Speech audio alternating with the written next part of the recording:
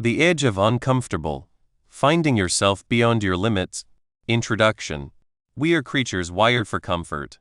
From the first stirrings of dawn, we instinctively gravitate toward the path of least resistance, the yielding embrace of a soft pillow, the comforting cadence of routine, the predictable flow of conversation. This is no mere preference. It is a deeply etched survival imperative, a gentle, persistent hum that murmurs, "Stay here." It is safe. It is effortless. This comfort, however, transcends the physical. It is the quiet, unruffled predictability of our thoughts, the placid landscape of our emotions, the familiar contours of our social orbits. It is the conspicuous absence of significant challenge, the quietude of anxiety, the serene lack of anything that might register as a threat. For a considerable time, this state feels synonymous with safety. But what if this very sanctuary is, in truth, a gilded cage? What if this soothing hum of comfort, while undeniably pleasant, is also the harbinger of stagnation, the silent thief of opportunity, the insidious erosion of the untapped potential that slumbers within you? Consider, then, this proposition. What if the very elements we instinctively recoil from, the pregnant silences that prickle the skin, the conversations that demand a bracing honesty, the unflinching confrontation of our most deeply buried fears, are precisely the crucibles wherein our most profound growth is forged? This is the central tenet of this book. True personal evolution and transformation are not discovered in the languid repose of comfort, nor are they achieved by the artful avoidance of difficulty. Rather, they are unearthed through the deliberate, intentional engagement with uncomfortable truths, with the knowing anxieties, with the echoes of past experiences. It is an understanding that genuine personal development and metamorphosis occur when we consciously, deliberately, step beyond the confines of our comfort zones. This necessitates facing our fears, our anxieties, and the often turbulent currents of our emotions rather than fleeing from them. The process demands that we actively seek out challenging situations and unfamiliar perspectives, even when they evoke a visceral sense of unpleasantness or a tremor of fear. It is the recognition that what feels safe is often precisely that which restrains us. This liminal space, this dynamic frontier where we are stretched, tested, and nudged just beyond our current limitations, is what we term the edge of uncomfortable. It is not a precipice of reckless self-infliction, nor is it a quest for pain for its own sake. Instead, it is the intentional immersion in situations that ignite our anxieties, that challenge our most deeply ingrained beliefs, that compel us to confront the specters of past experiences or perceived failures, and that demand we venture beyond the boundaries of our known capabilities. It is the courageous step into vulnerability, the acceptance of the inherent risk of judgment, not in pursuit of external validation, but for the profound, unearthing discovery of self. We are, by nature, inclined to shun this edge. The specter of failure, the dread of rejection, the unnerving mystery of the unknown, and the sheer visceral discomfort of confronting difficult truths all conspire to anchor us firmly within the familiar. Yet, the paradox is stark and undeniable. The more we evade discomfort, the more constricted we become. Conversely, the more we lean into it, the more expansive our lives unfurl. So, what is the ultimate, transformative benefit of stepping onto this edge? It is here, within the crucible of challenge, that true metamorphosis takes root. It is where we unearth our deepest intrinsic value and our most authentic selves, divorced from the fickle winds of external validation. This book is predicated on the fundamental understanding that our most profound worth and authenticity emanate from within, unburdened by the need for external approval. You are the ultimate authority on yourself, and while external opinions may occasionally offer valuable insights, they are frequently predicated on incomplete perspectives. The gifts that blossom from confronting discomfort are legion and profound. Resilience, the indomitable capacity to rebound from setbacks with amplified strength; clarity, the piercing illumination of truths about ourselves and the world that were previously obscured; authenticity, the shedding of artifice and the courageous embrace of our genuine essence. Courage, the quiet, unshakable confidence that arises from the knowledge that we can surmount challenges, deeper connection, both with our inner selves and with others, forged through genuine vulnerability, and the unlocking of latent potential, the astonishing discovery of capabilities we never dreamed we possessed. This book is not an endeavor to simplify or to make things easy. Indeed, the act of making things easier for an individual poised for growth can prove counterproductive, even detrimental. Instead, this is a meticulously crafted guide designed to equip you to navigate the inherent, necessary difficulty. It is about learning to find a measure of peace within anxiety, rather than engaging in a perpetual negotiation with your mind to evade it. We will embark on an exploration of practical strategies, delve into the intricate psychology of self-limitation, and share resonant narratives to illuminate the path forward. This journey will undoubtedly necessitate introspection and, perhaps, some challenging self-discovery. Yet, it is a journey inexorably leading toward a more empowered, authentic, and resilient you. Consider this book an invitation to step away from the well-trodden thoroughfares of comfort and venture into the fertile, albeit at times demanding, terrain of the uncomfortable. It is an invitation to unearth the extraordinary individual who awaits just beyond your perceived limitations. The most profound discoveries are invariably found in the places we least anticipate, and within the experiences we most deeply fear. Let us, then, commence. Chapter 1. Stepping into discomfort. 1. Breaking your own barriers. We construct edifices, not of stone and timber, but of apprehension, ingrained habit, and the architecture of thought. These are the ramparts we erect around ourselves, unseen yet formidable. They impede our reach for aspirations, our ascent to our truest potential. Often, we remain oblivious to their presence, mistaking them for immutable truths, as inherent as the cerulean dome above or our perceived deficiencies. Yet, the most profound limitations we encounter are rarely external fortresses. They are, in essence, bastions of our own making, domiciled within the confines of our minds.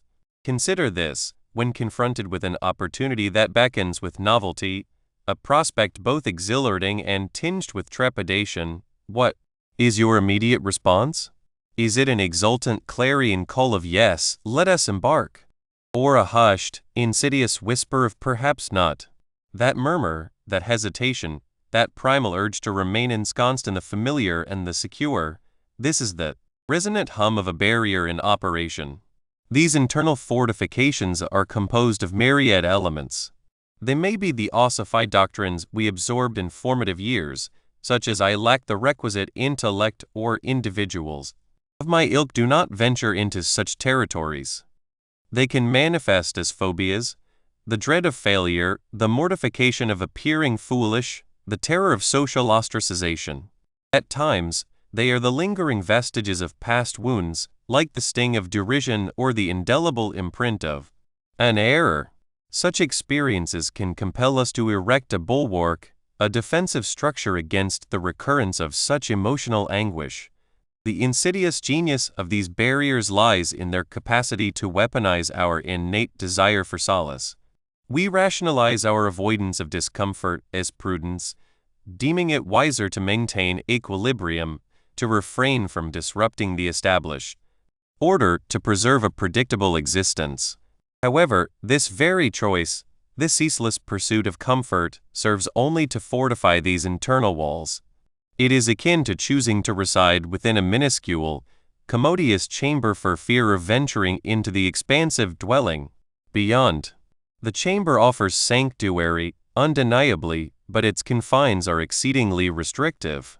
We forfeit access to the myriad other chambers, the novel encounters, the transformative evolution that awaits beyond the threshold. The comfort we so fervently embrace transmutes into an inescapable confinement. Thus, how do we commence the arduous task of discerning these internal ramparts? The inaugural step lies in attuning ourselves to the instances of negation, not the resolute and considered no born of genuine incapacity or disinclination, but rather that subtle, almost autonomous no that surfaces when faced with even a modicum of challenge. It is the no to a novel professional undertaking, the no to forging new acquaintances, the no to voicing an opinion in a discourse, or even the no to experimenting with an unfamiliar culinary creation. When you find yourself retreating from prospects, particularly those that ignite a flicker of apprehension or uncertainty, pay heed. These are your signal flares, illuminating the precise locations where a barrier stands sentinel. These moments of reticence are akin to nascent alarms. They apprise us that an internal mechanism has been activated. The predicament lies not in the external circumstance itself, but in the internal reverberations it elicits. The dormant convictions, the buried anxieties. When an event evokes a potent emotional response, be it anger, sorrow, or acute unease, it often signifies that one of our internal barriers has been impinged. Rather than perceiving these triggers as phenomena to be evaded, endeavor to reframe them as invaluable cartographers. They meticulously delineate the very terrain upon which our transformative work must commence. We also frequently witness the manifestation of our barriers through the insidious mechanism of self-sabotage. This is the unconscious tendency to engage in behaviors that actively impede our own progress. Procrastination stands as a quintessential exemplar. An imperative task looms, its necessity keenly felt, yet we find ourselves meticulously cleaning our abode, immersing ourselves in an endless stream of digital content, or diverting our attention to any activity other than the task at hand. Perfectionism, too, can serve as a formidable barrier. The commencement of an endeavor is deferred indefinitely, predicated on the fear that its execution will fall short of an idealized standard, thereby ensuring its perpetual incompletion. Alternatively, one might engage in relentless self-recrimination, perpetually admonishing oneself for perceived inadequacies, thus preempting any attempt at engagement. These are all subtle stratagems through which we endeavor to shield ourselves from the potential sting of failure or censure, inadvertently guaranteeing that we are denied the experience of triumph or acceptance. The paramount insight to grasp is that the agency to dismantle these barriers resides unequivocally within you. You are the preeminent authority on your own existence, your internal landscape, your lived experiences. No other individual can truly apprehend the subjective reality of your being or the latent capabilities you possess. When we allow our actions to be unduly swayed by the opinions of others, their pronouncements, their accolades, their critiques, we relinquish our inherent power. This dependence on external validation inadvertently fortifies our barriers, for it instills the belief that our intrinsic worth is contingent upon external affirmation rather than emanating from within. Your inner voice, your intuitive wisdom, possesses an immeasurable value that transcends any external judgment. This underscores the profound significance of cultivating trust in your own internal compass. It entails heeding that quiet, sagacious faculty within that discerns the authentic path, even when it is arduous.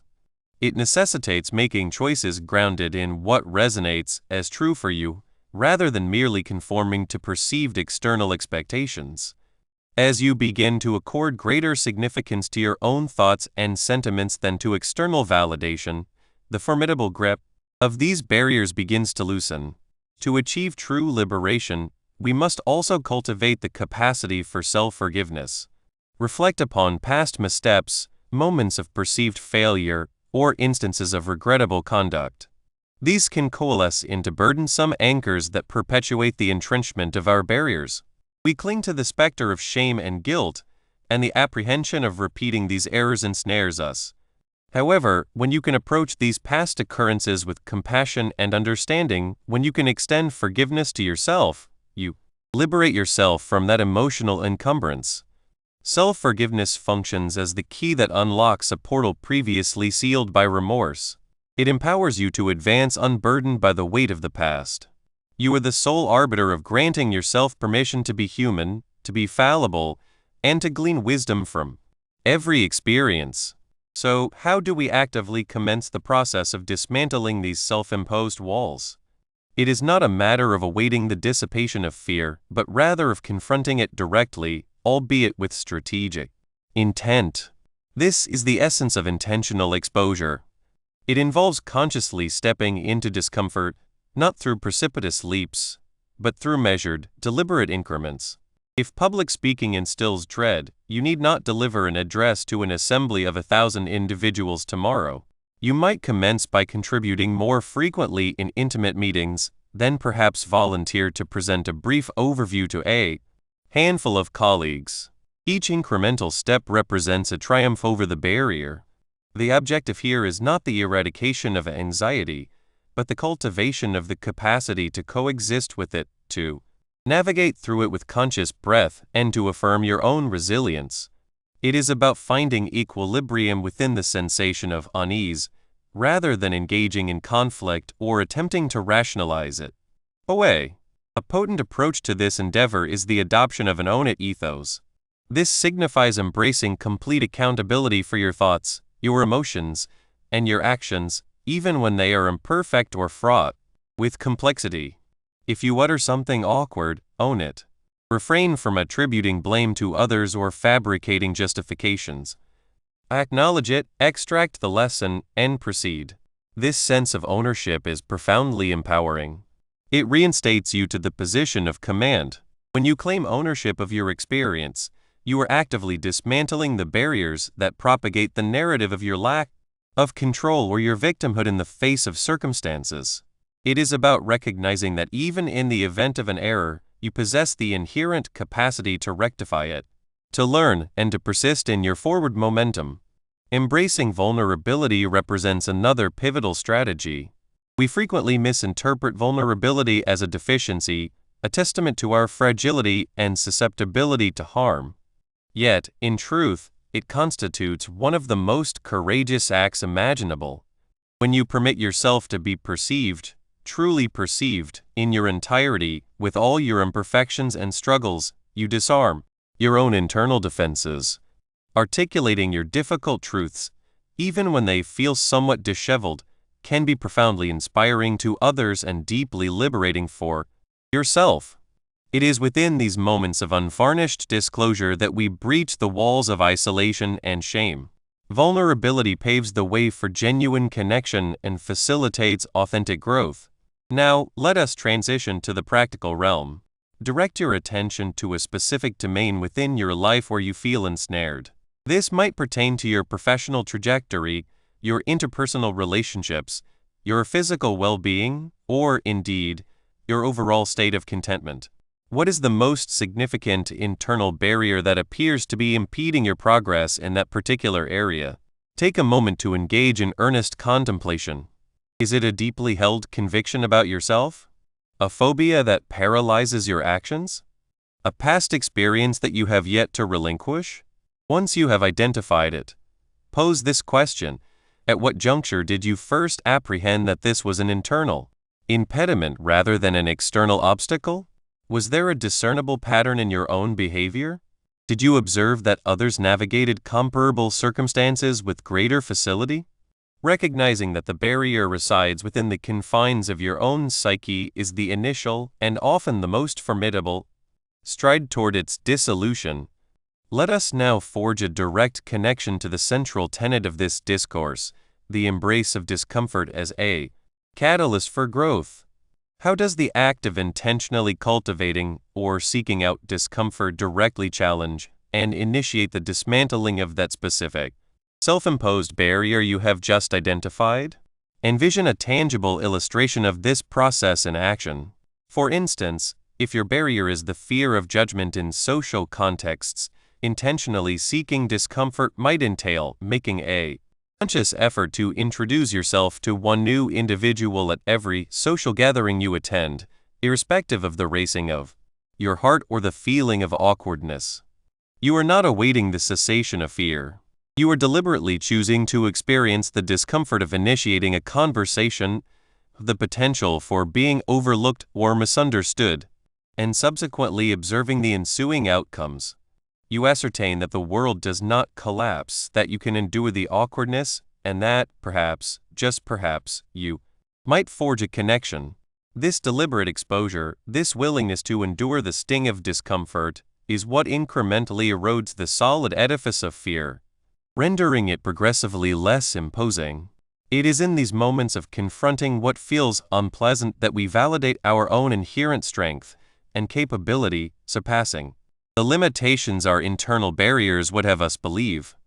The dismantling of these self-imposed barriers is not a singular event, but an ongoing practice. Once we embark on the dissolution of the walls we have erected, we naturally encounter novel territories of experience and emotion. The subsequent phase involves learning to navigate these newly opened expanses, understanding that the discomfort we once eschewed has now become the very landscape of our growth. 2. The power of being vulnerable. We often mistake strength for an impenetrable shield, a fortress erected to ward off vulnerability. This perception paints strength as an unyielding stoicism, a perpetual state of control, devoid of faltering. We cling to the notion that by concealing our weaknesses, our fears, and our inherent messiness, we somehow amplify our power.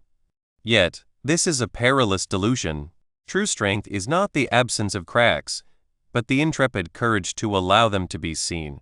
It is the profound realization that what feels secure and hidden often serves only to diminish us.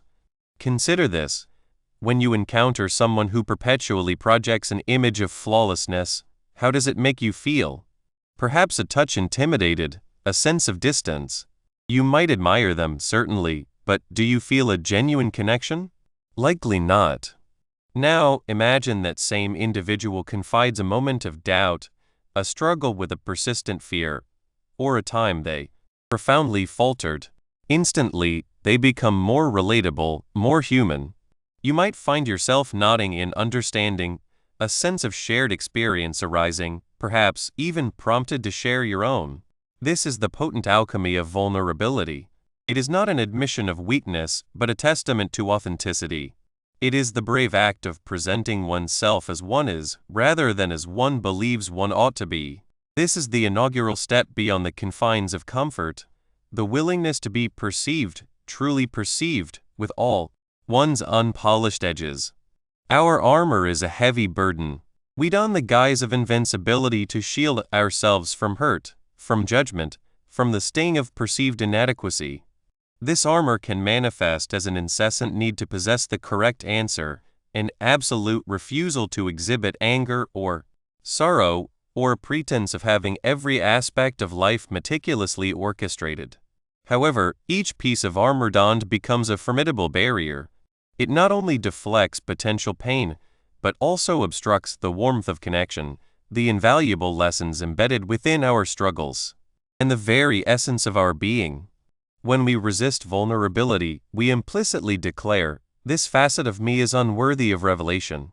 It is here that the concept of embracing discomfort for growth finds its profound relevance. The disquietude of revealing one's true self, the gnawing anxiety of potential criticism, these are precisely the precipices we must approach. What feels safe, the predictable mask we habitually wear, is invariably what impedes our discovery of deeper capabilities. Contemplate the notion that genuine strength resides in the acknowledgement of our struggles. When we can articulate, "I am afraid at this moment," or "I do not possess the answer," or "I have erred," we are not succumbing to defeat. We are, in fact, standing taller. Because it demands immense fortitude to confront these emotions and confess them, it is infinitely simpler to feign an unblemished state. But in our pretense, we cultivate isolation. We construct a solitary fortress, its sole inhabitant being ourselves. This self-imposed exile prevents us from receiving that which we most desperately need: support, comprehension, and the invaluable opportunity to learn from our missteps. We may erroneously believe that concealing our less than ideal moments fortifies us, but it merely deepens our solitude. The discomfort inherent in admitting our imperfection is transient, yet the strength derived from such candid acknowledgement can endure a lifetime. It cultivates a quiet, unshakable self-trust, a profound certainty that we can navigate reality even in its unvarnished state. This internal validation, This self-reliance far surpasses any external accolades. Vulnerability serves as a conduit. When you summon the courage to articulate your own fears or uncertainties, you implicitly grant others permission to do that same. It is akin to opening a portal within your fortress. Suddenly, others can perceive your interior, and you, in turn, can observe the world beyond. This shared openness fosters a distinct form of connection, one characterized by depth and authenticity. It is not an invitation to gossip or lament. Rather, it is a recognition of the universal human experience of struggle and imperfection. When we witness another bravely confess their own difficulties, our own burdens feel less isolating. It cultivates empathy. We begin to grasp that each individual navigates their own battles, often concealed beneath a placid exterior. This dawning awareness forges genuine bonds. It is within these moments of shared vulnerability that we discover a sense of belonging, an affirmation that we are not adrift in our journey. This connection is indispensable to our well-being and can only flourish when we dare to lower our defenses. Perhaps the most formidable challenge of vulnerability lies in embracing those aspects of ourselves we have relegated to the realm of the messed up or dark. These are the thoughts, emotions, or past actions that evoke shame, the elements we desperately attempt to suppress or deny. We may harbor the conviction that these parts render us fundamentally flawed, undeserving of love or esteem. Yet, here lies a critical truth. These very facets often contain the nascent seeds of our most profound growth. When we can draw these concealed elements into the light, not for external judgment, but for our own understanding and acceptance, a profound transformation occurs. This is the crucible where the true work of embracing discomfort for growth takes place. It involves confronting the parts of ourselves that evoke the most disquiet, the most trepidation. Instead of repelling them, we gently acknowledge their presence. We might affirm, "Yes, I felt that surge of anger," or "Yes, I made that mistake, and it caused pain." This act of self-compassion, this integration of our perceived imperfections rather than their futile resistance, unleashes an immense power. It is akin to finally achieving peace with an unwelcome guest. Once the struggle ceases, their disruptive influence wanes. The fear of uttering the wrong words can render us inert. We meticulously scrutinize our utterances, our digital missives, until the opportune moment dissolves and the chance for connection or expression is irrevocably lost. This is the anxiety of imperfection, the dread of being misunderstood. Yet, vulnerability implores us to proceed nonetheless. It asks us to accept that our communication may not be flawless. It acknowledges that at times, the intended message may remain ensnared within our minds, never reaching its intended recipient. Recount that familiar sensation of composing a text message only to delete it because it lacked the desired cadence? That is the precipice of discomfort. The courage to dispatch that message, even if imperfectly phrased, even if tinged with awkwardness, is a potent act. It is a declaration that your voice, your truth, holds greater significance than the fear of imperfection. This willingness to speak, to share, to connect, even when it feels precarious, is what propels us forward. Let us delve deeper into how the revelation of our perceived shortcomings cultivates inner resilience and self-trust.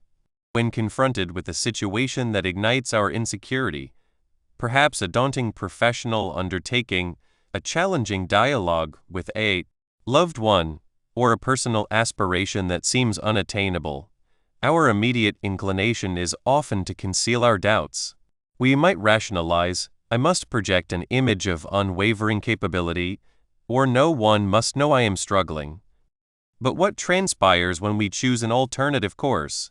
What if, instead of projecting an aura of unassailable competence, we admit, "I harbor some uncertainty regarding this matter, and I would value your perspective," or "This presents a significant challenge for me, and I may require assistance"? The immediate sensation of unease is palpable. A tremor of apprehension, a fear of appearing incompetent or weak. Yet, by traversing this discomfort, by opting for openness, we commence the construction of something profound. Firstly, we build self-trust. Each instance we dare to be vulnerable and the world does not unravel. Each time we confess a fear and encounter understanding rather than derision, we reinforce our belief in ourselves. We learn that we are capable of confronting the reality of our own experience. We learn that our worth is not intrinsically tied to flawless execution. This is the very essence of internal validation, a reliance on our own experience and inherent worth independent of external affirmation. Secondly, we forge resilience. When we have articulated our struggles, we have already mentally confronted the most unfavorable potential outcomes. The dread of exposure diminishes. More significantly, we open ourselves to solutions and support. When we share our challenges, others can proffer advice, encouragement, or tangible aid that would have remained inaccessible had we maintained our silence. This collaborative approach to problem-solving proves far more efficacious than solitary struggle. It teaches us that we are not obligated to bear every burden alone. This realization is profoundly empowering and cultivates a deep wellspring of inner strength capable of withstanding future adversions. The act of acknowledging our weakness transforms it into a source of connection and learning, rendering us considerably more resilient than if we had perpetuated a facade of invincibility. Now, let us scrutinize the internal and external impediments that obstruct our embrace of vulnerability. Internally, the most significant barrier is often our own self-condemnation. We have assimilated societal narratives that equate vulnerability with frailty, and we have cultivated a harsh inner critic that amplifies any perceived deficiency. This critic whispers that we are inadequate, that others will judge us, that remaining concealed is our safest recourse. This fear of judgment, both self-inflicted and anticipated from others, acts as a potent paralytic. We also harbor a deep-seated dread of rejection. If individuals were to perceive the authentic us, the imperfect, unpolished us, would they still value us? Would they still embrace us? This apprehension can compel us to construct elaborate facades and personas in pursuit of approval. Externally, these barriers are reinforced by societal paradigms that frequently extol stoicism, achievement, and a polished presentation. We witness this in media portrayals, within corporate cultures, and occasionally within familial dynamics. There often exists an unspoken imperative to project an image of unwavering strength, capability, and control at all times. This can render it perilous to be candid about our struggles, as we might be perceived as less competent or reliable. How does the deliberate practice of embracing discomfort for growth serve to dismantle these barriers? By intentionally seeking out situations that evoke these fears, we begin to erode their dominion. When we consciously elect to speak out in a meeting, even with a tremor in our voice, or to confess to a friend that we are experiencing despondency, we are directly confronting these impediments. Each modest act of vulnerability constitutes a training exercise. We are conditioning ourselves to tolerate the discomfort and to recognize that our fears are frequently more formidable than the reality they portend. For instance, if the fear of judgment constitutes a significant obstacle, practicing vulnerability entails deliberately placing ourselves in scenarios where judgment might occur, but with a focused intention on our own commitment to authenticity, rather than on the outcome of others' opinions. We learn that while some degree of judgment may manifest, it does not diminish our intrinsic worth. Similarly, if the fear of rejection is pronounced, we can engage in small acts of vulnerability within secure relationships with a trusted confidant or family member, and observe that connection frequently deepens rather than dissipates. The discomfort of these initial steps is precisely what liberates us from the ingrained patterns of concealment and avoidance that have confined us. We learn to relax into anxiety by understanding that the sensation itself is not perilous, but rather a signal that we stand at the threshold of growth. Vulnerability is not an invitation to broadcast every private thought or emotion to the world. It is the courageous willingness to be perceived as one truly is in moments of consequence. It is the acceptance that perfection will elude us, that our words may not always resonate as intended, and that navigating misunderstandings may be necessary. The true power resides in this readiness to be authentic, to connect from a place of candor, even when it induces discomfort. It is within this nexus, where our disquietude intersects with our deepest selves, that we commence the unveiling of our inherent worth, independent of external validation. This constitutes the bedrock of enduring transformation, of discovering ourselves beyond the self-imposed limitations we have so meticulously constructed. Embracing the edge of discomfort, by daring to be vulnerable, is not an endeavor to court suffering, but rather to unlock the profound strength that lies dormant within us, awaiting discovery. 3. Trusting your inner voice. Your inner voice. It is the subtlest whisper, the most profound gut feeling, the innate certainty that resides within. It rarely bellows and is frequently obscured by the clamor of the world, the anxieties that plague your thoughts, and the incessant hum of external expectations. Yet it persists, and the cultivation of trust in this inner guide represents one of the most pivotal advancements one can undertake at the precipice of discomfort. Consider your inner voice not as a dictatorial commander issuing directives, but as a sagacious compass. When adrift, a compass does not dictate your every movement. Instead, it delineates a general bearing north, south, east, west. Your inner voice operates in a similar fashion. It imparts a sense of alignment, an intuition as to whether you are progressing toward something that resonates as authentic for you or receding from it. The inherent difficulty lies in the restless nature of our minds. We contend with what is often termed the monkey-minded consciousness that flits from one thought to another, frequently propelled by apprehension, past experiences, and an unending cascade of hypothetical scenarios. This restless intellect can be exceedingly boisterous. It heralds perceived perils, enumerates potential missteps, and speculates on the opinions of others. It is the voice that cautions refrain from that. Failure is inevitable, or what will they think? This is the cacophony. Your inner voice, conversely, is often far more subdued. It manifests as a sensation, a delicate prompting, a feeling of tranquility when you are on the correct trajectory, or a prickle of unease when you are not. To cultivate trust in your inner voice is not to abandon logical reasoning or to disregard sagacious counsel from others. Far from it. It signifies that when your internal compass and external advisement diverge, you learn to pause and contemplate which resonates most profoundly with your deepest self. It is about granting your own internal wisdom the ultimate prerogative, particularly when a decision carries significant personal weight. This is where the discomfort emerges. Frequently, the path illuminated by your inner voice is neither the most facile, nor the most popular, nor the most anticipated. It may be a route that defies convention, a path that necessitates individuality, or one that simply instills apprehension.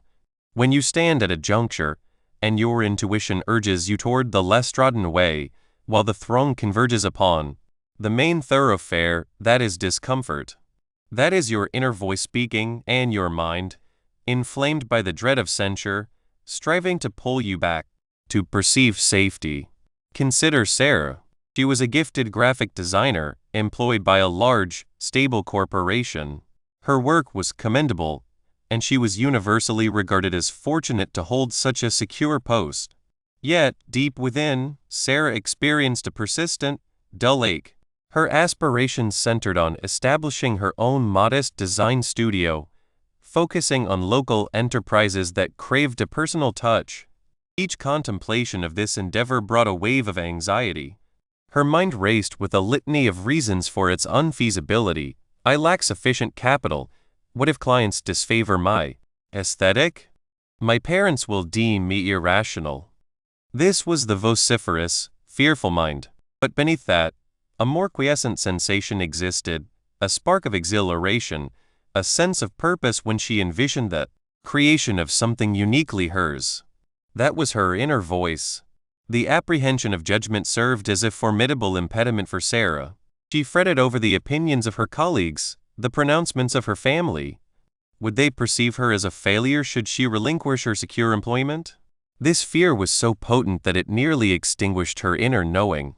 She perpetually reassured herself that the anxiety she felt regarding her current position was merely ordinary stress, and that the effervescence surrounding her dream was simply a fanciful delusion. She was so preoccupied with filtering her aspirations through the prism of others' potential perceptions that she could not discern her own truth. The essence of embracing discomfort for the sake of growth lies in recognizing that what feels secure often acts as a constraint. Sarah's stable employment offered security, but it was gradually diminishing her radiance. The discomfort she experienced was not an indictment of her dream's validity, it was an indication of its significance and that its pursuit would necessitate a departure far beyond her accustomed boundaries. The discomfort was the signal that her authentic self was clamoring for expression. This brings us to a critical juncture: the fallacy of external validation. We are habitually conditioned to seek answers beyond ourselves. We place our faith in physicians for our well-being, financial advisors for our fiscal matters, and experts in every domain to guide our actions. And this is often judicious. However, when it pertains to our individual lives, our intrinsic values, and our most profound desires, you are the ultimate arbiter. No other individual can truly ascertain what is felicitous for you. No one else inhabits your being, experiences your emotions, or comprehends your singular trajectory. Reliance upon external affirmation, the accolades of others, the approval of superiors, the acceptance of society is akin to constructing one's dwelling upon shifting sands. It may appear robust for a period, but it is inherently precarious. When the winds of criticism buffet, or when external circumstances transmute, your entire foundation can disintegrate. The value you ascribe to yourself becomes contingent upon the perceptions of others, and this is a hazardous undertaking. To trust your inner voice is an act of reclaiming your autonomy. It is a declaration: I hold dominion over my own existence. My worth emanates from within, not from the opinions of any other. It is a potent assertion of self-sovereignty. So, how does one achieve this?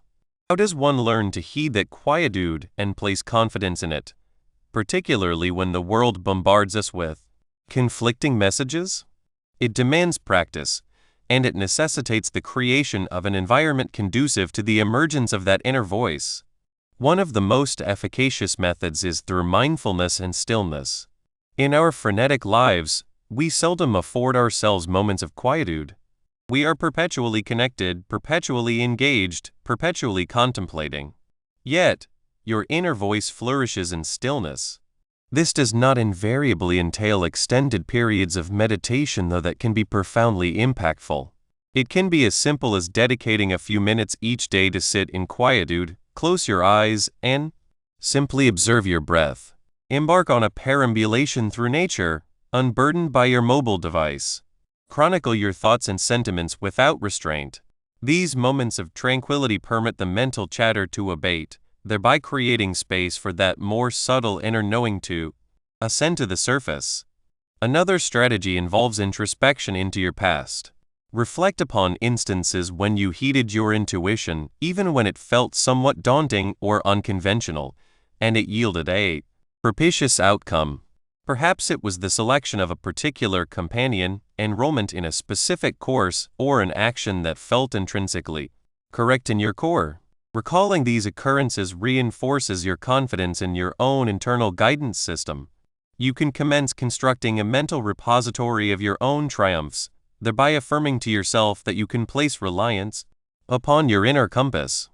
There exists a potent exercise that can prove beneficial when doubt insinuates itself. Envision a scenario where an individual holds a metaphorical weapon to your head and declares, "You must render this decision now, and you may only rely upon yourself." What course do you take? This is not about external coercion. It is about internal affirmation. It compels you to circumvent the external clamor and access your deepest conviction. When confronted with a choice and you begin to second-guess yourself, pose the question, If my very existence depended upon it, would I trust this sensation, this intuition? Frequently, the answer is an unequivocal affirmation. This technique, adapted from a profound concept, helps to penetrate the indecisiveness that fear engenders. We must also embrace imperfection in our discourse, both with ourselves and with others. This aligns with the concept of making a choice and owning it, rather than engaging in ceaseless overthinking and the pursuit of external reassurance. If you are agonizing over a decision, and your inner voice is gently urging you in a particular direction, endeavor to impose a time limit upon yourself. Perhaps a 30-second rule for minor decisions, or a slightly extended period for more significant ones. Make the choice that feels most congruent with your inner knowing, and then commit to it. The act of making a decision and proceeding, even if its execution is not flawless, is far more empowering than remaining ensnared in indecision, awaiting external sanction. Let us revisit Sarah. She began dedicating 15 minutes each morning to sit in quiet contemplation. She commenced journaling about her dream studio, not solely the anxieties, but also the exhilaration. She observed that the more she engaged in this practice, the more potent that quiet sense of purpose became, and the less dominion the anxious thoughts exerted. She also began to recall instances where she had taken risks that proved beneficial, reminding herself of her own inherent resilience. One day, she attended a networking event.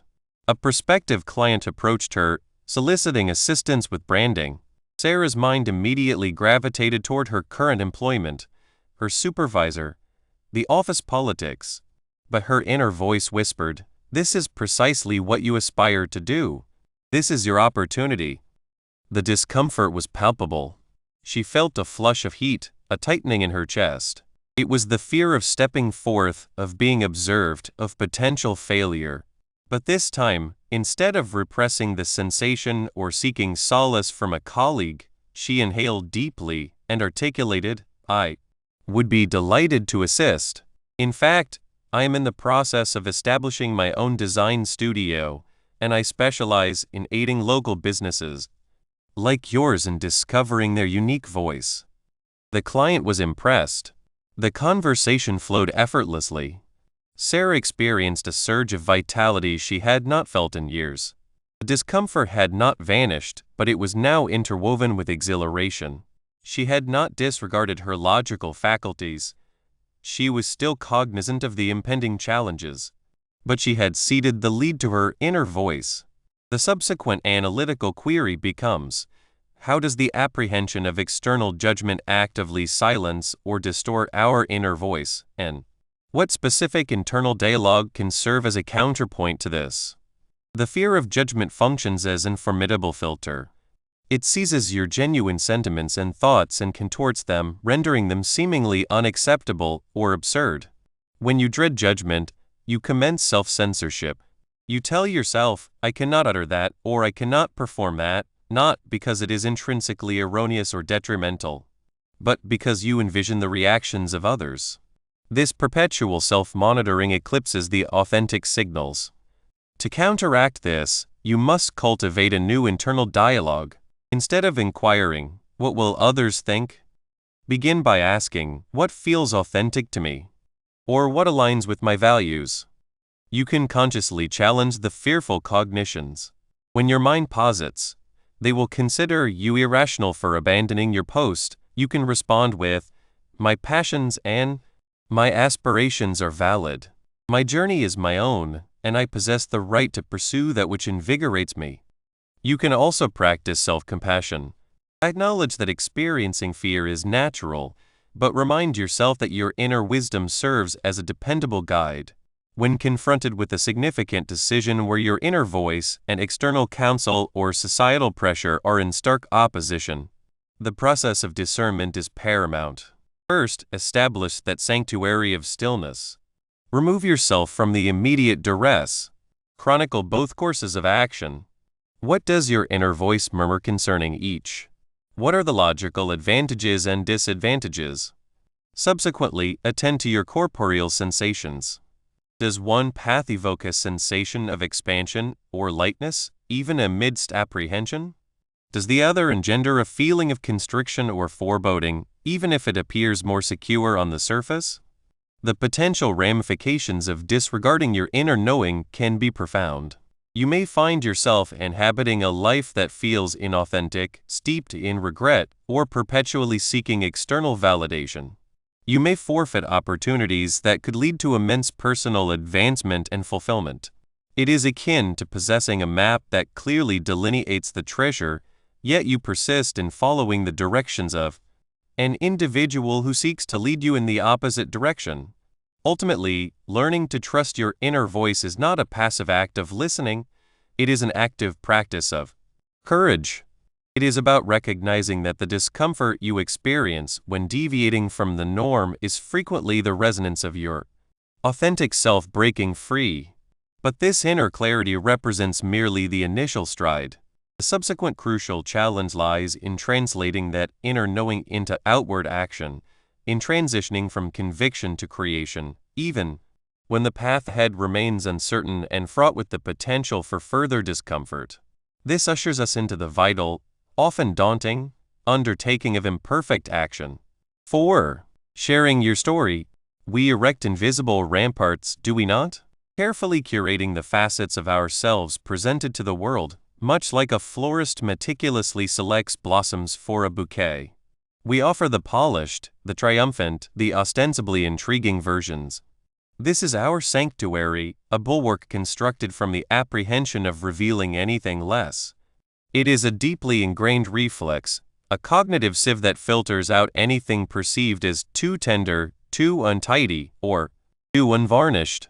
The mind, in its ceaseless pursuit of security, whispers cautionary edicts.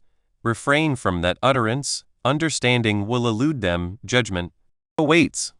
This very filtration is the architect of our isolation, severing the threads of genuine connection, both with our inner landscape and with those around us. Consider this. When queried about the contours of your existence, what fragments do you typically proffer? The promotion attained? The sojourn undertaken? The proficiencies honed? These are, by all accounts, worthy disclosures. But what of the stumbles? The moments of profound disorientation, of gnawing fear, of palpable imperfection? These are the narratives we often consign to obscurity, because they resonate with an unsettling friction. They render us exposed. They invite the specter of shame, of misapprehension, of outright rejection. This dread of external reception wields a formidable sway, effectively barring us from articulating the very experiences that have sculpted our being most profoundly. Yet, a truth, perhaps initially disquieting, awaits. Our most arduous trials, our darkest hours, frequently harbor the most precious insights. We have been schooled to equate interesting with dazzling accomplishments, epic odysseys, or formidable aptitudes. We have been conditioned to believe that only these highlight reels merit dissemination. This is a fallacious premise, a constricted perspective that blinds us to the profound tapestry of human experience. Our struggles, our setbacks, our moments of acute vulnerability, these are not indictments of frailty. They are testaments to our fortitude, our capacity for growth, and the singular trajectory of our lives. Within them reside lessons far more potent than any straightforward chronicle of success. Recall a juncture when you felt truly tested. Perhaps it was a period of relentless adversity, a misstep with consequential repercussions, or a moment of existential doubt. It may seem like the antithesis of anything you would willingly recount. Yet, within that crucible lay a lesson, a revelation, a reservoir of strength you discovered within yourself. This is the gift bestowed by our challenging encounters. It might be the gift of comprehending our own limitations and subsequently transcending them. It might be the gift of empathy, fostering a deeper resonance with those who have navigated similar terrain. Or it might be the gift of self-awareness, a more profound understanding of one's identity when the veneer of comfort is stripped away. The act of imparting these gifts, these vulnerable verities, is a radical affirmation of self. It is a proclamation that your experiences however seemingly flawed, possess intrinsic worth. It is the recognition that you are the ultimate arbiter of your own narrative. Who holds the final pronouncement on the meaning of your story? It is not those who might cast judgment, nor the society that erects arbitrary benchmarks. It is you. Your internal compass, your lived reality, your comprehension. These are the elements of paramount significance. When you elect to share your authentic chronicle, you are asserting this internal dominion. You are declaring, "This is I. This is what I have traversed. And it has forged me into who I am." This process eschews the need for external approbation. It cultivates internal acceptance. It is an act of self-absolution, not a quest for permission. The dread of scrutiny is a formidable encumbrance. We agonize over the perceptions of others, their estimations of us, and the tide of shame that can engulf us. When we expose our perceived deficiencies, this fear can be debilitating, enforcing silence even when our narratives clamor for expression. It is facile to succumb to the delusion that all others navigate their lives with effortless grace, their paths unburdened by turmoil. But this is a phantasm. Each individual, without exception, bears their own weight, their own struggles, their own moments of mortification. The opinions of others are frequently predicated on incomplete data, colored by their own filters and anxieties, rather than the comprehensive truth of your existence. They do not delineate your inherent value. Thus, how do we transition from this posture of hesitation to the affirmative act of sharing? It commences with the acknowledgement of internal resistance. That inner voice that posits, "I lack the requisite words," or "it is of negligible consequence." That inclination towards overanalysis, dissecting each potential utterance, diminishing the import of your own journey. It is an instinctive reaction when venturing beyond the familiar confines of your comfort zone. Contemplate this. When endeavoring to elucidate something vital and your mind races, seeking the perfect articulation, you often find yourself ensnared. You may even end up conveying less or nothing at all because the pressure for flawlessness becomes overwhelming. A pragmatic approach, one capable of dismantling this inertia, involves embracing a form of 30-second rule for communication. This is not an endorsement of unthinking discourse, but rather a commitment to articulating your core idea or emotion with relative celerity without becoming ensnared in protracted analysis. The objective is to convey the essence. The message here is unadorned. Embrace it. Articulate your sentiments, recount your experiences, even if the delivery is not impeccably polished. Should misunderstandings arise, they can be addressed subsequently. But the inaugural act of sharing, of projecting your authentic voice, is paramount. Do not permit the apprehension of future correction to preclude the utterance of your truth in the present. This methodology prioritizes authenticity over immaculate presentation. It is an acknowledgement that your story, in its unrefined state, possesses immense potency. What is the most profound discomfort you experience when contemplating the sharing of a personal narrative that feels raw or imperfect? For a great many, it is the stark vulnerability itself. It is the sensation of being laid bare, akin to standing unclothed in a crowded assembly. The specific anxieties are often a confluence of judgment, shame, and misapprehension. We fear being branded as weak, as inept, as one who made grievous errors. We dread that our past transgressions will define our future. Shame can descend like a suffocating shroud, whispering that we are fundamentally flawed and undeserving of acceptance. These fears manifest in our propensity to filter, to present a meticulously curated persona, evading any subject that might evoke these disquieting emotions. We may subtly redirect conversations away from sensitive territories or offer vague, generalized responses when pressed about arduous periods. In what ways has your conception of interesting or valuable in a narrative been molded by external expectations? For years, we have been inundated with imagery and accounts that equate worth with ostensible success.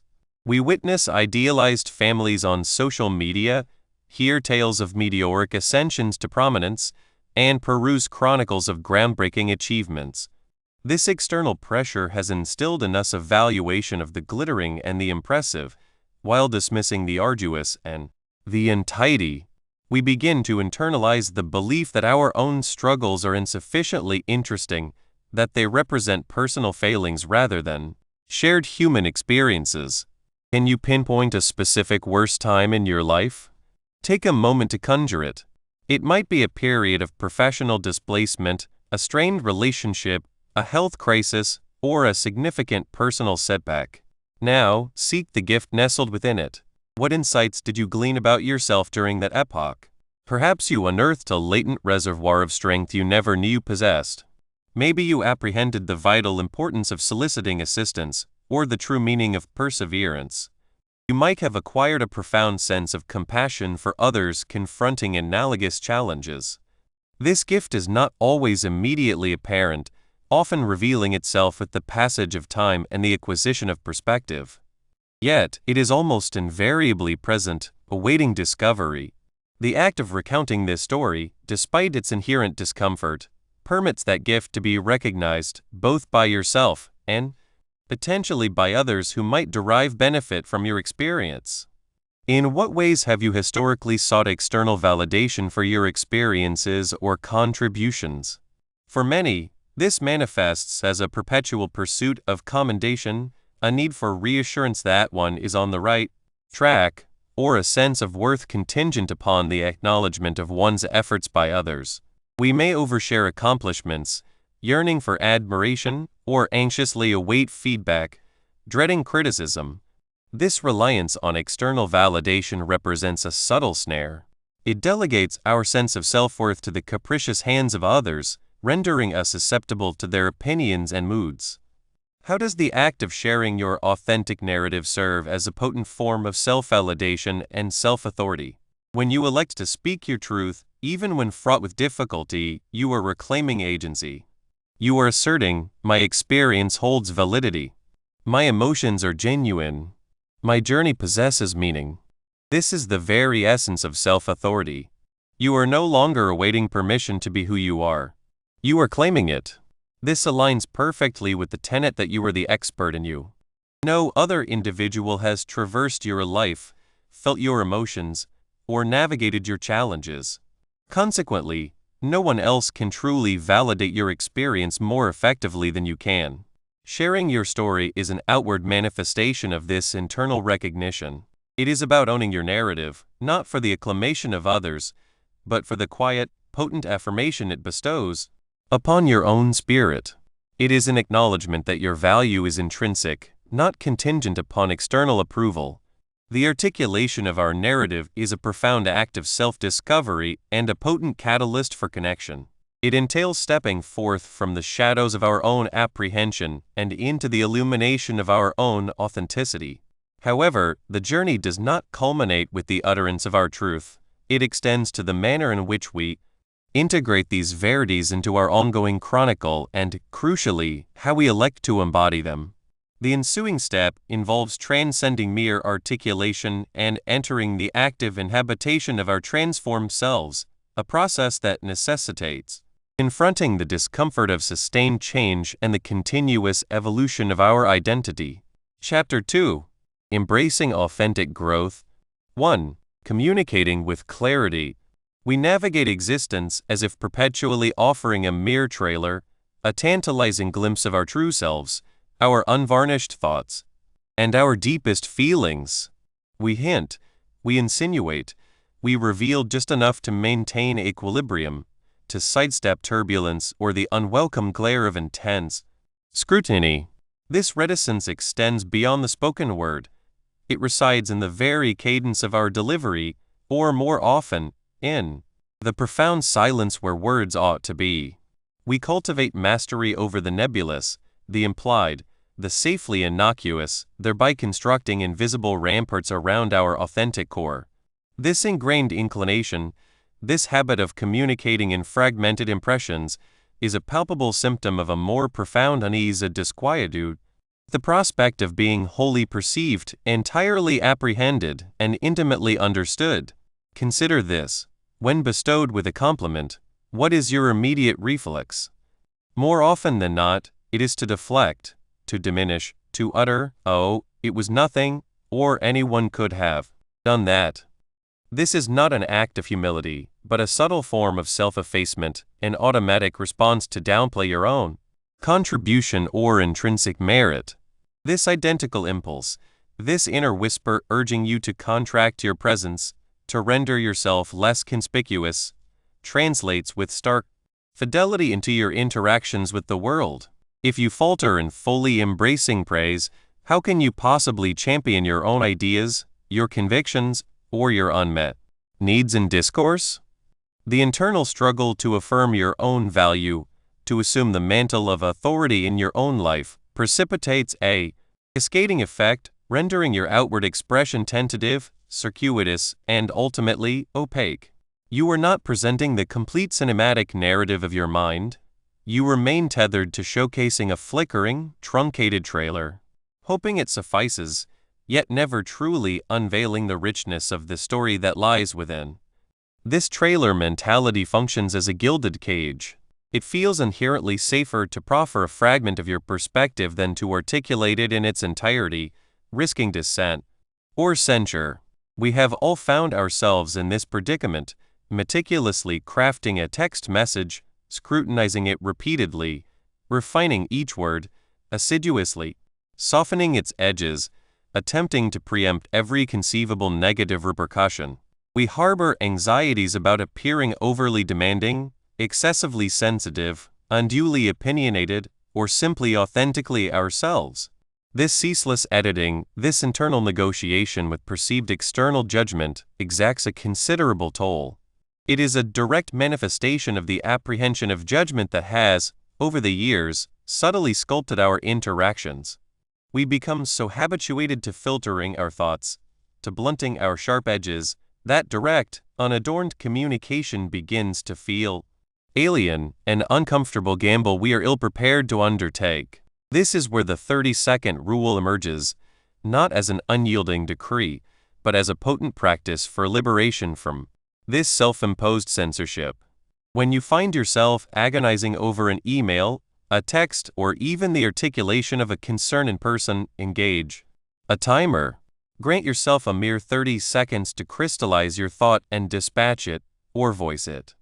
The objective is not perfection, but impetus. It is about entrusting your initial, unedited impulse. It is about affirming, "This is my present thought, and that is permissible." This simple act compels you to confront the anxiety of self-exposure, to embrace the inherent discomfort of imperfection. It is a direct application of learning to relax into the anxiety of communication, rather than attempting to negotiate it into oblivion through endless revisions. By acting within this confined temporal window, you signal to yourself that your initial thought possesses inherent worth, that it merits expression even in its unpolished state. You elect connection and expression over the phantom security derived from ceaseless refinement. But what, precisely, does it signify to own your message? It transcends mere directness. It entails acknowledging that your message, your viewpoint, your verity, originates from within you, the veritable expert in you. It signifies comprehending that you hold ultimate dominion over your own self-assessment. When you own your message, you cease your pursuit of universal approbation. You abandon the endeavor to construct a statement that will resonate with unanimous accord. Instead, you articulate your truth with the quiet assurance that stems from internal affirmation. This necessitates a willingness to declare, "This is what I hold to be true," or "This is how I feel," without the immediate compulsion to justify or apologize. This sense of ownership stands as a formidable bulwark against the dread of misinterpretation. We frequently eschew lucidity for fear of the potential repercussions of misunderstanding. We rationalize, "If I articulate it plainly, they might misconstrue my intent, and then I will be compelled to contend with that." Yet, the unvarnished reality is that even the most meticulously crafted pronouncements are susceptible to misinterpretation. The yearning for guaranteed perfect comprehension is a form of control, a futile attempt to orchestrate external responses. True clarity in communication does not lie in eradicating the possibility of misunderstanding. Rather, it resides in the fortitude to Articulate your truth regardless, and then, should the need arise, to possess the courage to elucidate.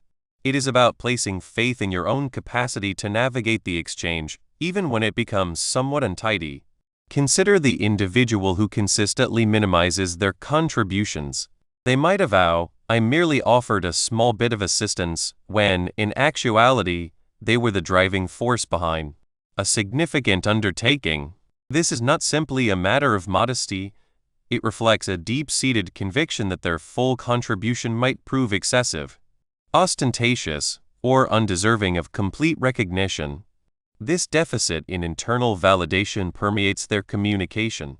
They are incapable of articulating their accomplishments with precision because they do not fully believe they merit the acknowledgement. They remain ensnared in the trailer mode, presenting a softened, less impactful rendition of their efforts. The 30-second rule directly challenges this ingrained behavior. When questioned about your involvement and you detect that familiar inclination to downplay your role, pause. Activate your timer. What is the most truthful, most direct manner in which you can delineate your actions? Perhaps it is, "I led the team that conceived the new marketing strategy and we observed a 15% escalation in engagement." This is not arrogance, it is factual. It is an affirmation of the outcome and your integral part in achieving it. This represents the essence of transcending the trailer and presenting the movie. It is about conveying your reality, your endeavors, your thoughts, with a directness that bypasses the customary filters of self-doubt and apprehension of judgment. Herein lies the profound efficacy of embracing discomfort. Cultivating the ability to communicate with clarity is not about metamorphosing into an entirely different individual. It is about shedding the accumulated layers of inauthenticity. It is about recognizing that the unease we experience when speaking directly is often the friction generated as old habits disintegrate. It is the palpable sensation of growth. When we opt for clarity, we elect to embody our truest selves more fully in our interactions. We choose to believe that our voice possesses intrinsic value, that our perspective matters, and that we are capable of articulating it without recourse to external sanction or perpetual validation. Recall a moment when you were the recipient of vague communication. It is profoundly frustrating, is it not? You are left adrift, attempting to decipher the true import of the other person's intent. This is the consequence of the trailer mentality. When we communicate with ambiguity, we not only diminish our own agency, but also foster distance and bewilderment in others. Authentic growth, however, is intrinsically linked to connection, to the cultivation of genuine relationships, and this necessitates a willingness to embrace transparency. So, how do we nurture this clarity? It commences with a conscious resolution to confront our deeply ingrained patterns.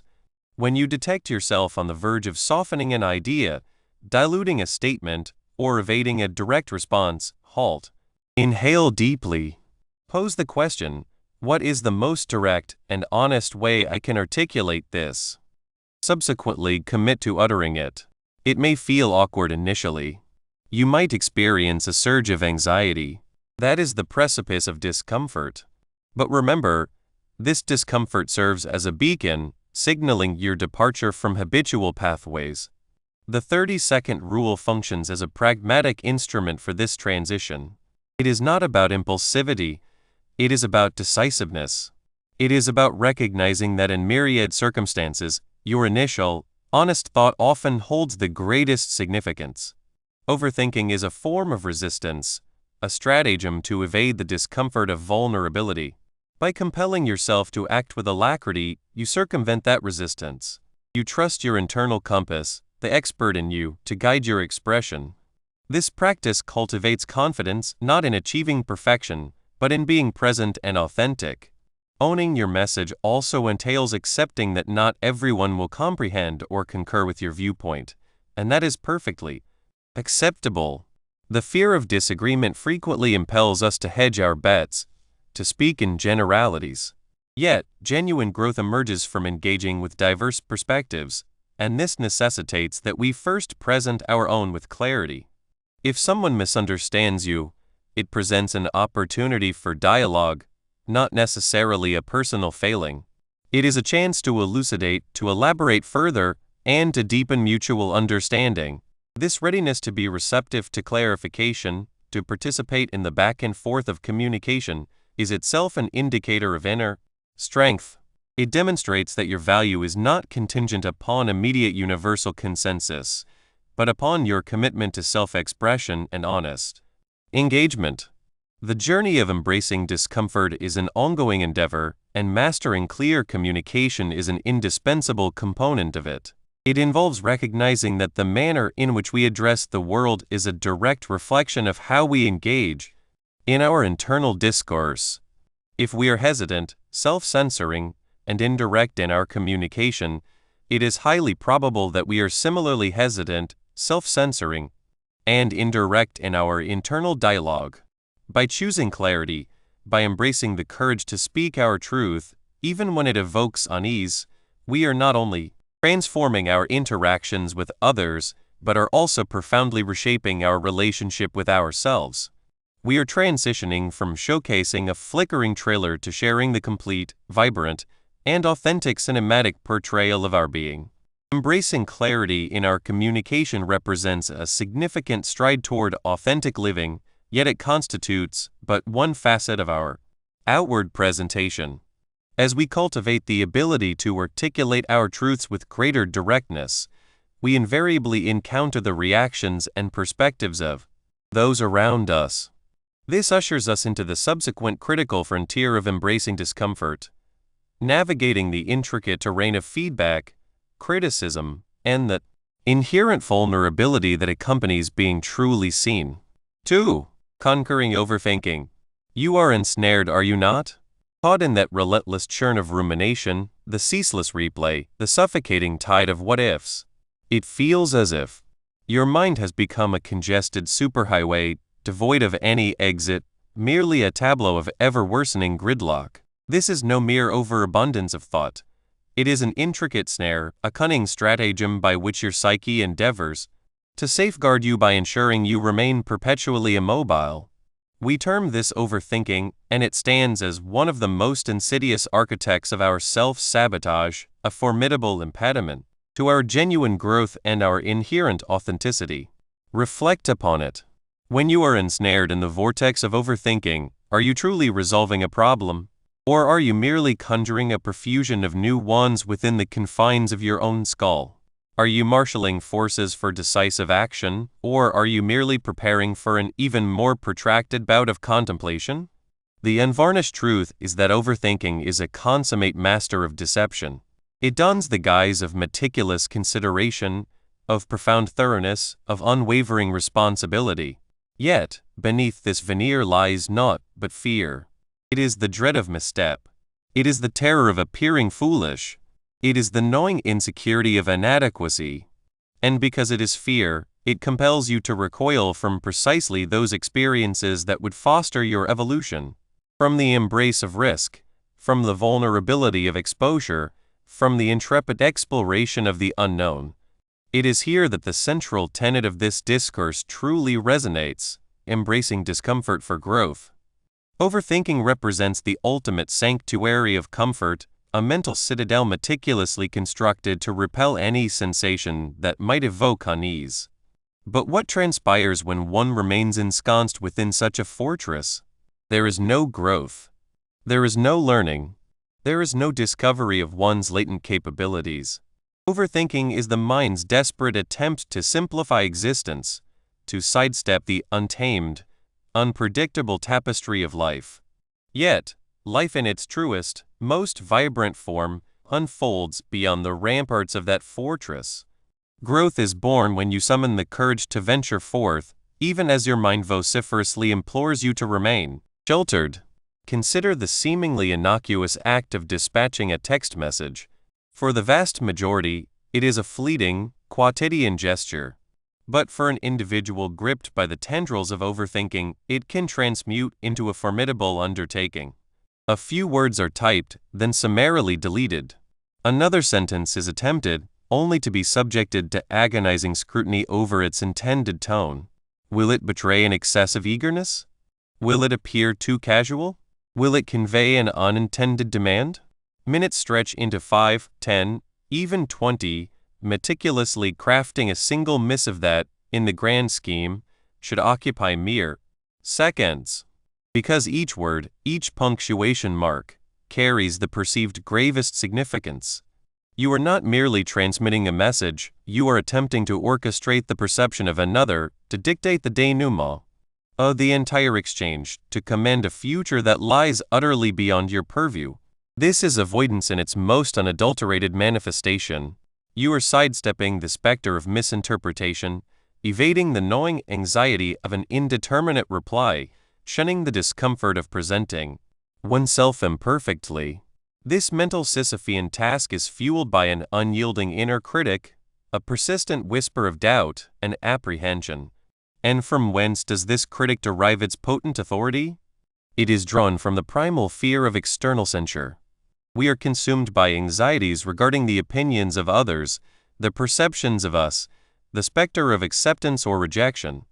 This fear can achieve such overwhelming potency that it effectively silences our own inner compass, the very voice that intuitively comprehends our needs and desires. We become so consumed with navigating the phantom judgments of others that we sever our connection to our own truth. We forget that, as I have previously asserted, you are the ultimate authority on yourself. Your experiences, your intuition, your emotions, these are your most steadfast guides. Yet, the overthinking mind, propelled by the dread of judgment, insists otherwise. It intones, "No, heed the external world. They possess superior wisdom. They will condemn you if you falter." The what-ifs are the very currency of overthinking. What if they disapish my concept? What if I falter? What if I subject myself to public humiliation?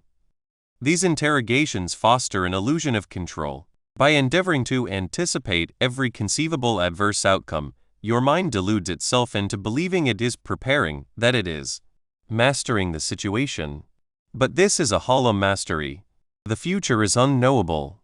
The reactions of others are beyond your command.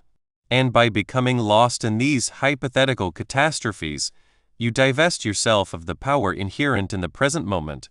You are so preoccupied with managing phantom predicaments that you neglect to engage with the actual reality, and more critically, you neglect to engage with your own innate capacity to surmount whatever may transpire. It is here that the concept of confronting discomfort transcends mere utility to become an absolute imperative. The mind yearns for negotiation.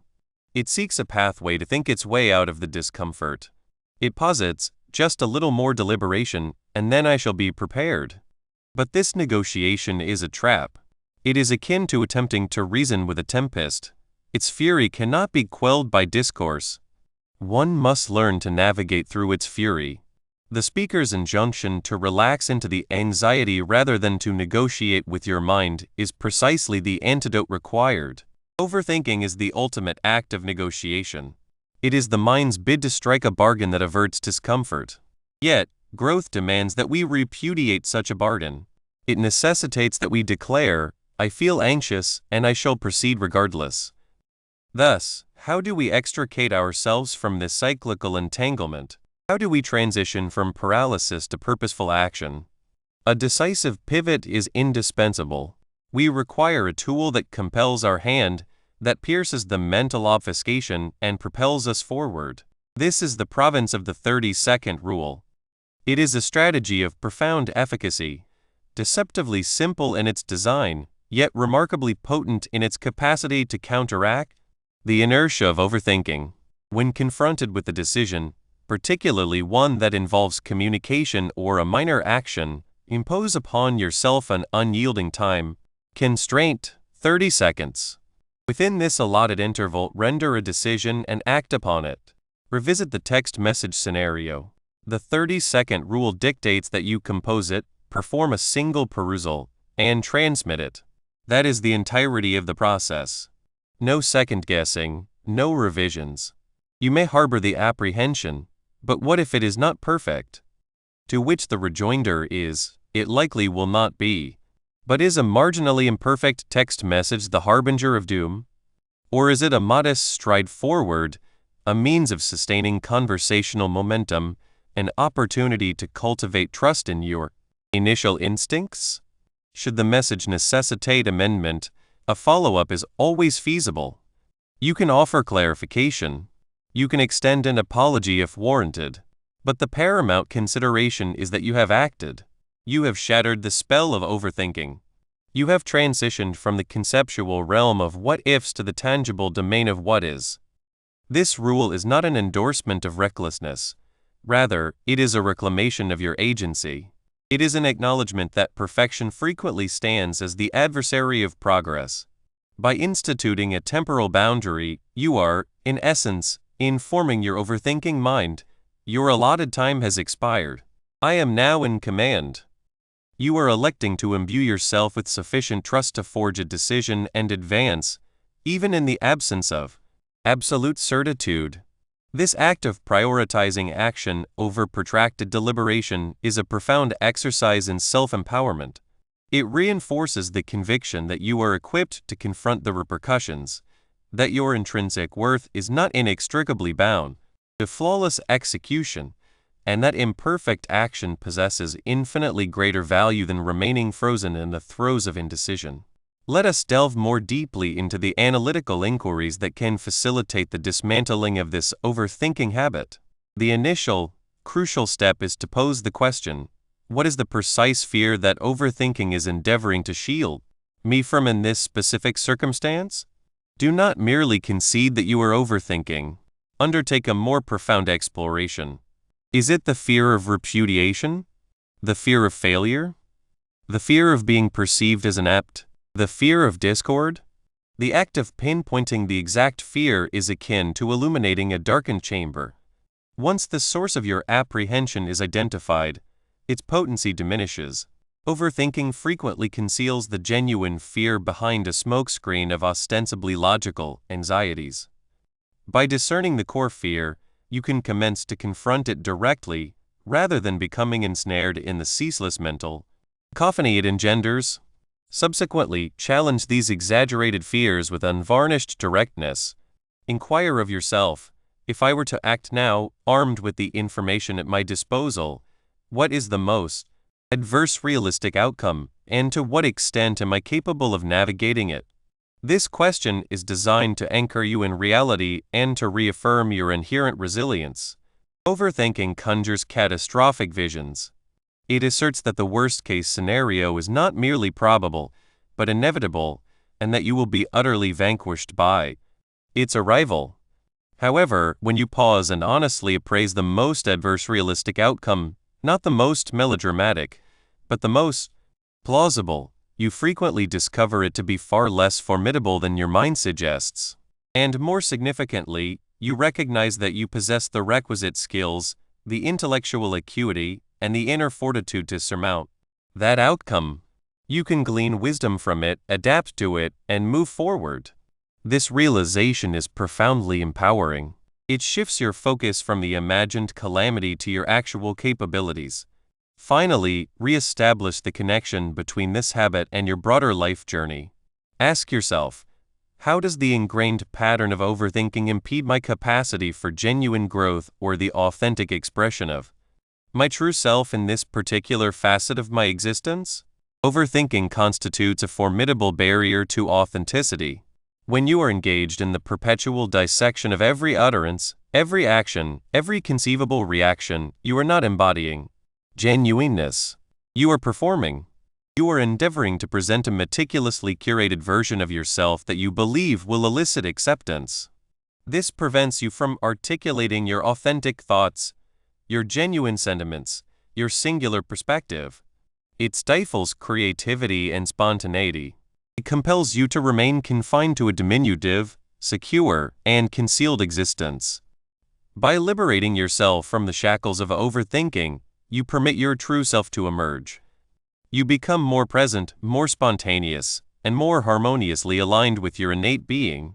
This is the very essence of embracing discomfort for growth, the conscious choice of the imperfect, messy, yet ultimately liberating path of authenticity over the sterile, secure, but stagnant route of overthinking. To conquer overthinking is not to eradicate thought. It is to achieve mastery over it. It is to discern when your thoughts serve your progress and when they ensnare you. It is to elect action over analysis, courage over comfort, and your inner authority over the clamor of external anxieties. It is to comprehend that the precipice of discomfort, the very milieu where overthinking flourishes, is precisely the locus where you can commence to unearth your authentic strength and your genuine voice. Having initiated the process of dismantling the mental impediments of overthinking, we now direct our attention to another potent internal force that frequently holds us captive: the persistent resonance of past experiences and the narratives we construct about them. Just as overthinking can paralyze us in the present, unresolved historical accounts can dictate the trajectory of our future. It is time to explore the means by which we can confront these shadows and rewrite our personal chronicles. 3. Living your true self. Living your true self sounds like a grand adventure, doesn't it? A destination where you finally arrive, perfectly formed and utterly at peace.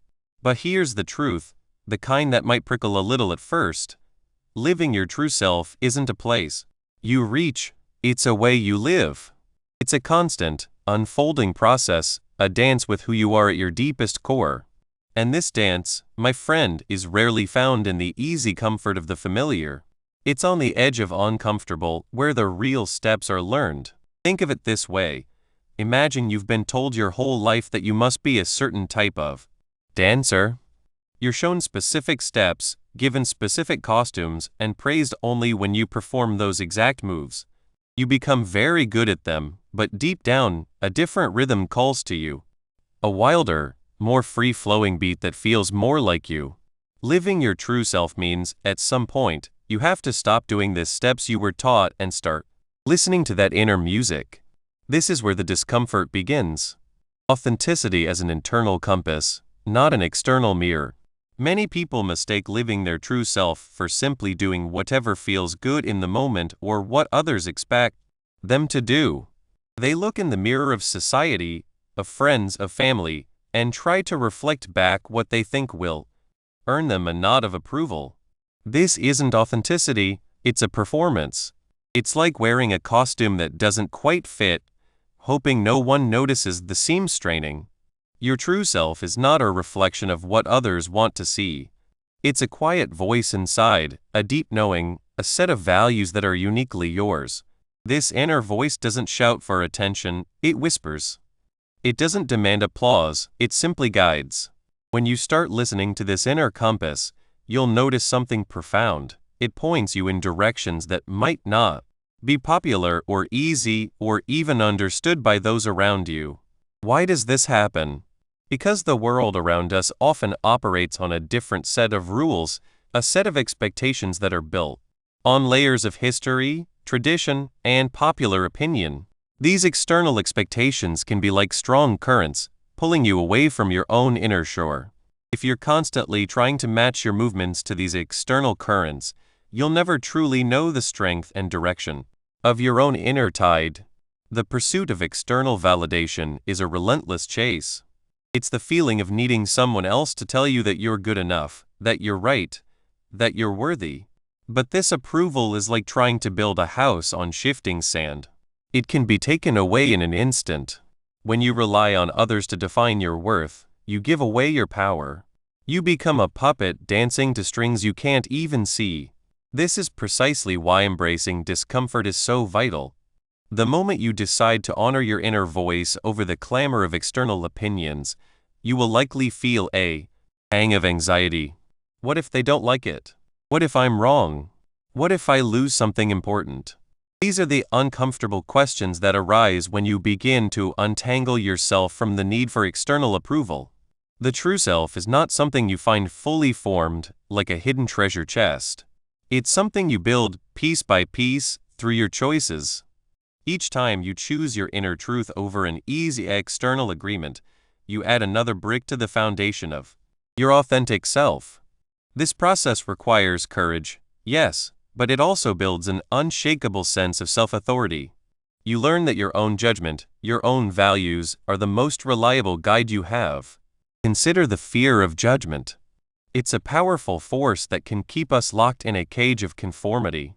We worry about what our colleagues will think, what our friends will say, what our family might believe. This fear whispers insidious lies. You're not good enough as you are. You need to be someone else to be accepted. When you start to live your true self, you begin to challenge these lies. You realize that the people who truly matter will accept you for who you are, not for who you pretend to be. And the opinions of those who don't? They hold less and less weight. The courage to be imperfect. Perfection is a myth, a polished facade that hides the messy, beautiful reality of being human. We are all works in progress, a collection of experiences, triumphs, and yes, mistakes. Living your true self means embracing this imperfection, not as a failing, but as an essential part of your story. Think about your favorite stories, your most admired people. Are they flawless? It's often their struggles, their flaws, their moments of vulnerability that make them relatable and inspiring. Your own flaws are not roadblocks to living authentically. They are part of the landscape of who you are. Trying to hide your mistakes, your weaknesses, or your past is like trying to hold water in a sieve. It's exhausting, and it creates a false self that is constantly on guard, afraid of being exposed. This fear of exposure is a heavy burden. It prevents you from connecting deeply with others because you're always worried about them seeing the real you, the one you've been trying so hard to conceal.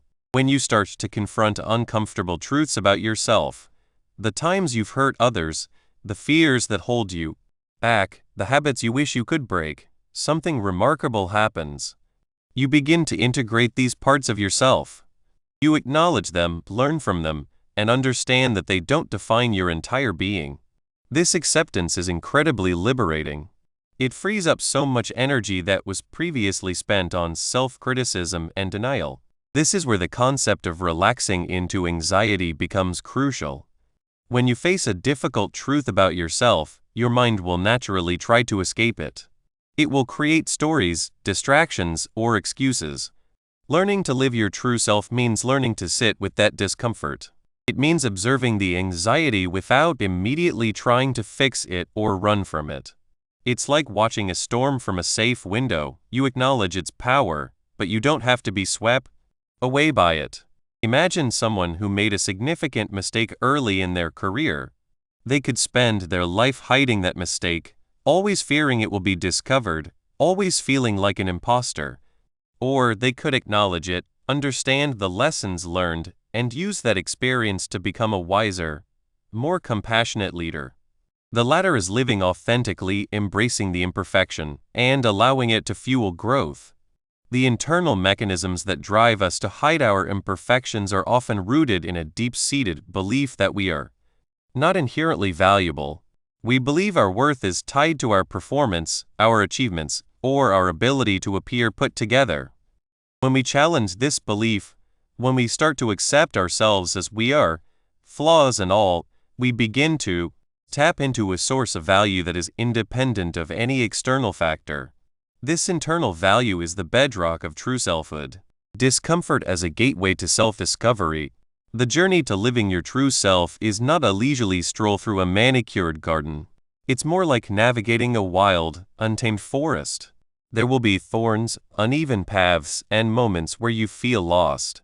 But it is precisely in this wildness that you discover hidden strengths, find unexpected beauty, and learn the true lay of the land. When you deliberately step outside your comfort zone, you are essentially telling your mind and body that you are ready for something more. You are signaling that the old ways of being are no longer sufficient.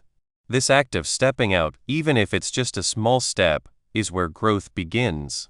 Consider the simple act of speaking up in a meeting when you normally stay silent. The discomfort might be a racing heart, sweaty palms, and the fear of saying something foolish. But if you push through that, even if your contribution isn't groundbreaking, you've just expanded your own perceived limits. You've learned that you can speak, that your voice has a place. Each time you do this, the comfort zone expands, and the space for your true self to emerge grows larger. This is not about seeking out pain or unnecessary hardship.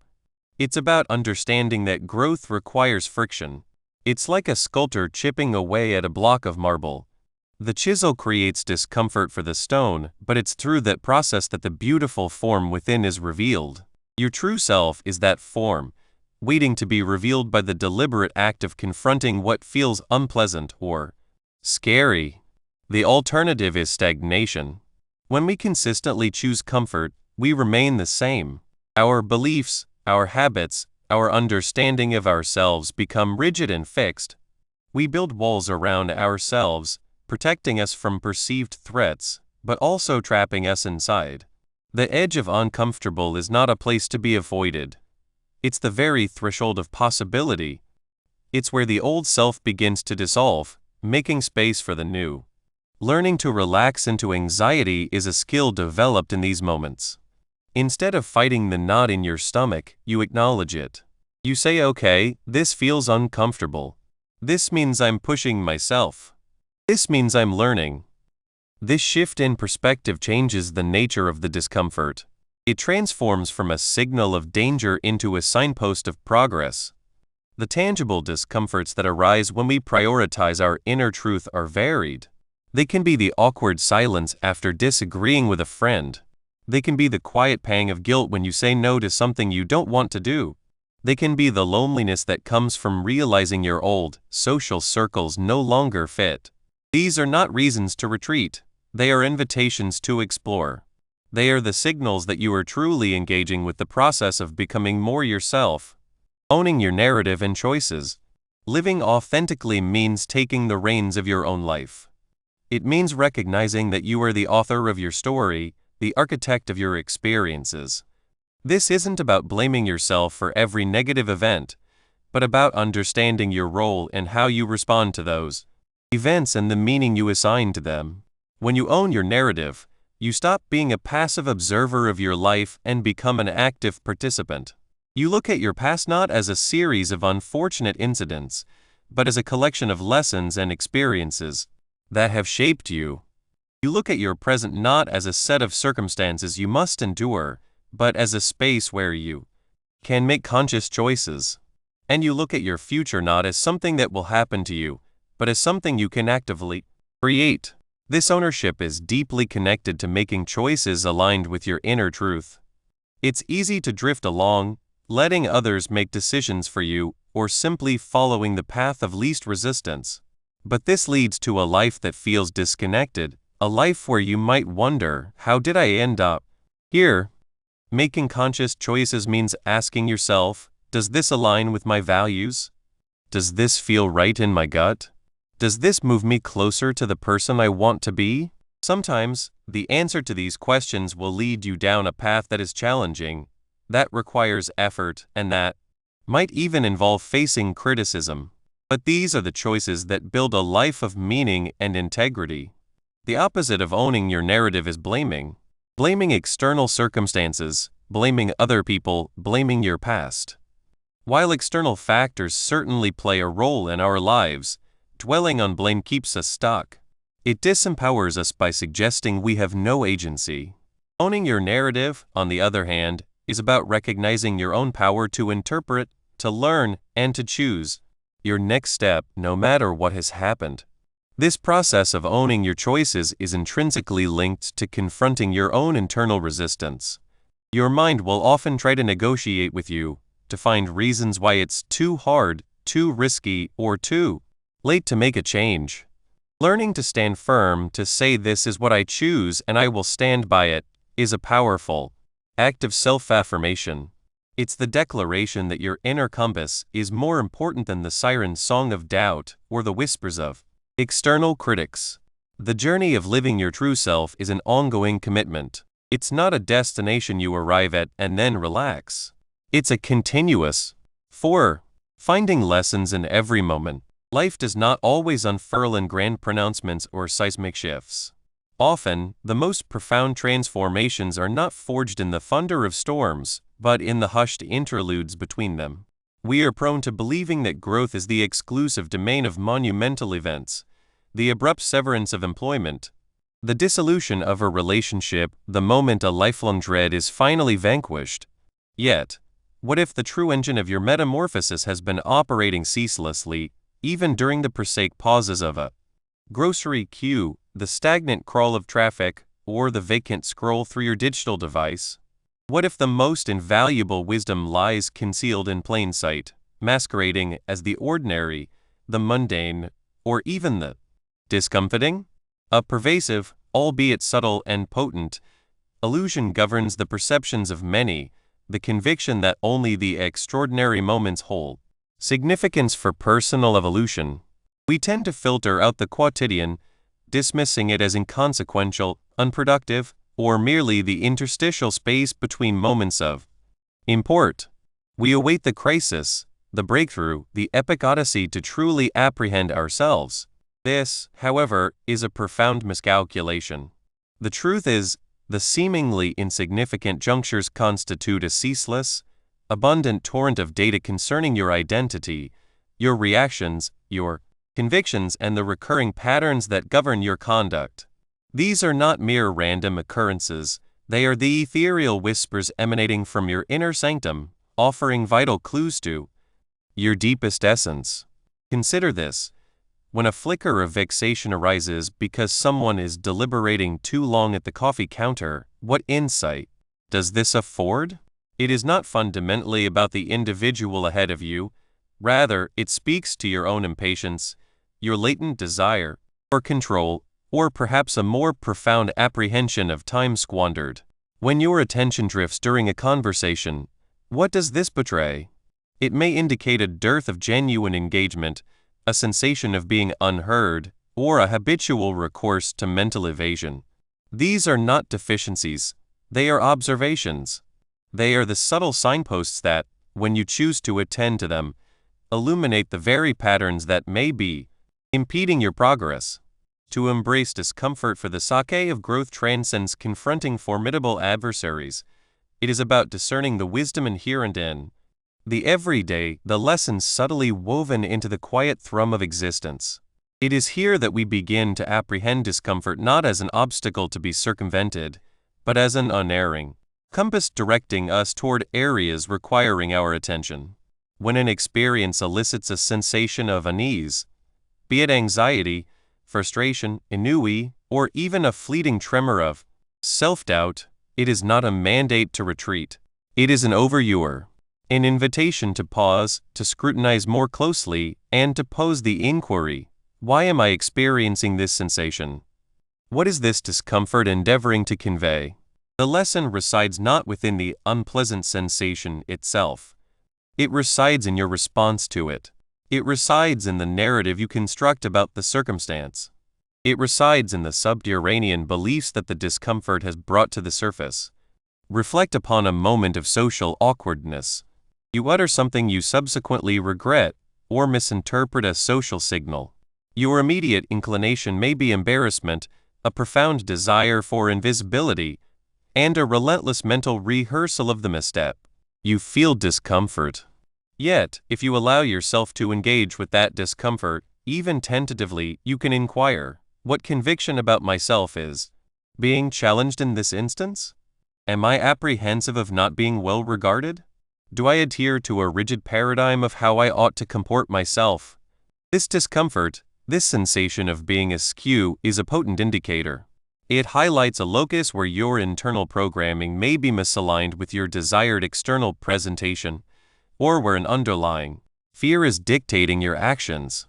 By exploring the discomfort, you can unearth its root cause and commence the conscious recalibration of your internal compass, rather than merely attempting to evade future awkwardness.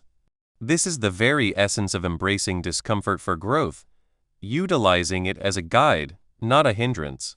And what of those truly arduous epochs? The setbacks, the bereavements, the moments that feel like the absolute nadir? It borders on cliché to assert that every hardship harbors a lesson, yet the profound veracity of this statement endures. Every experience, irrespective of its inherent pain, carries a gift. This gift may not be readily apparent when you are enmeshed within its throes.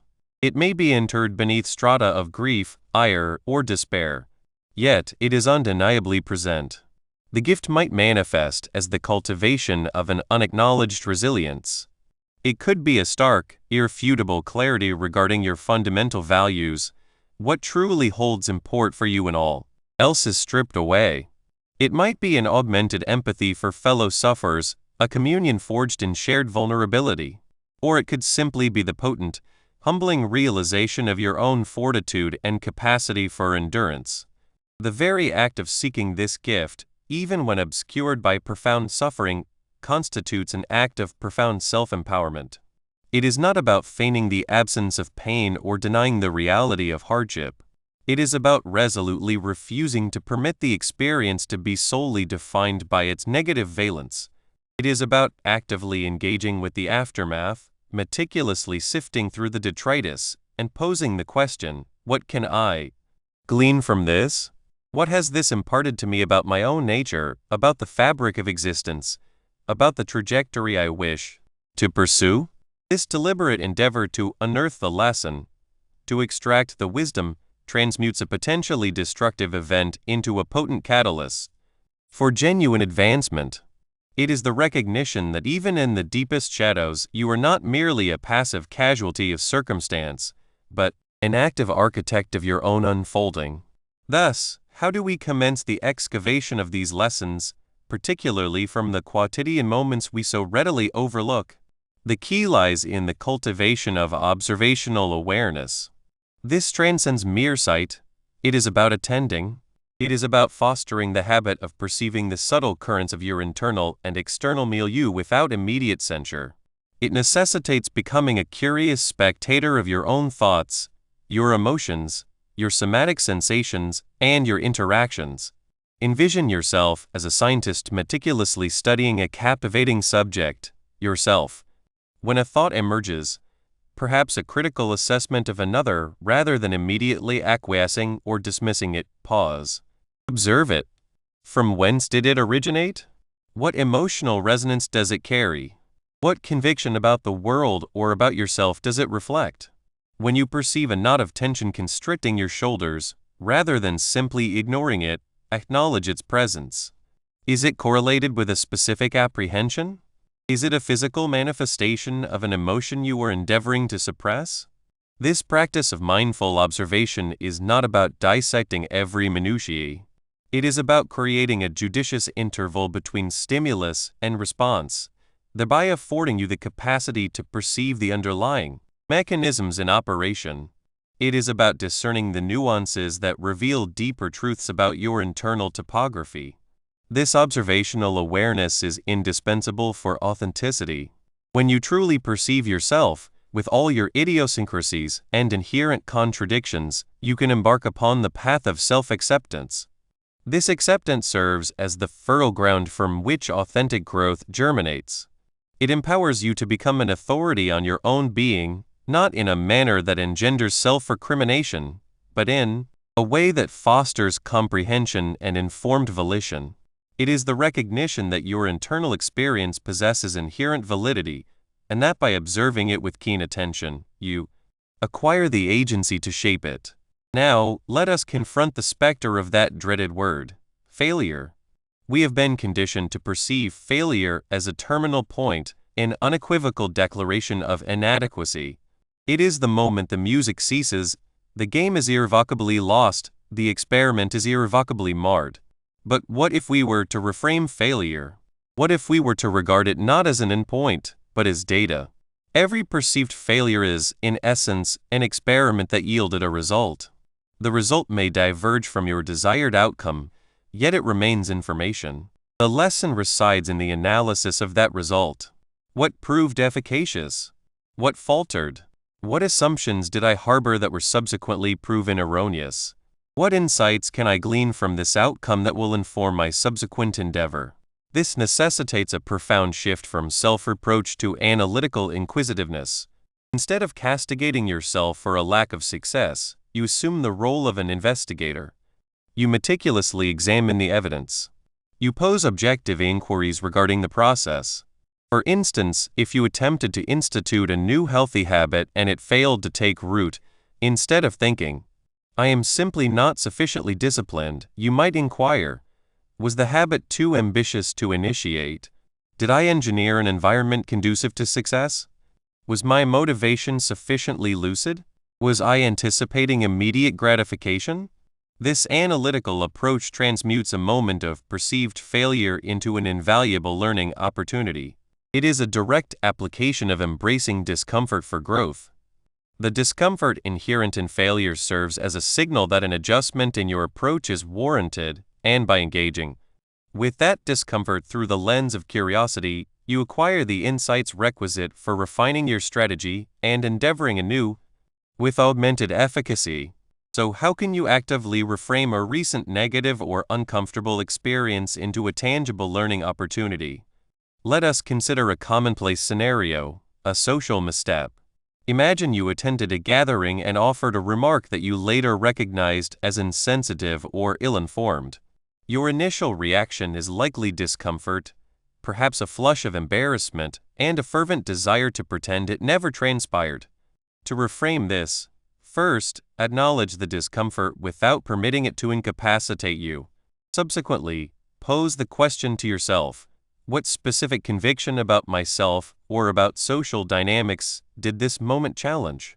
Perhaps it exposed a blind spot in your comprehension of a particular demographic or issue.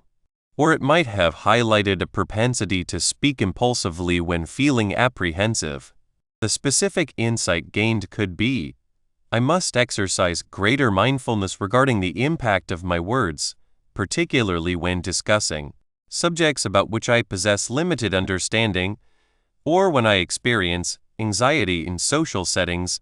I tend to overcompensate by speaking excessively, and I need to cultivate the practice of active listening instead.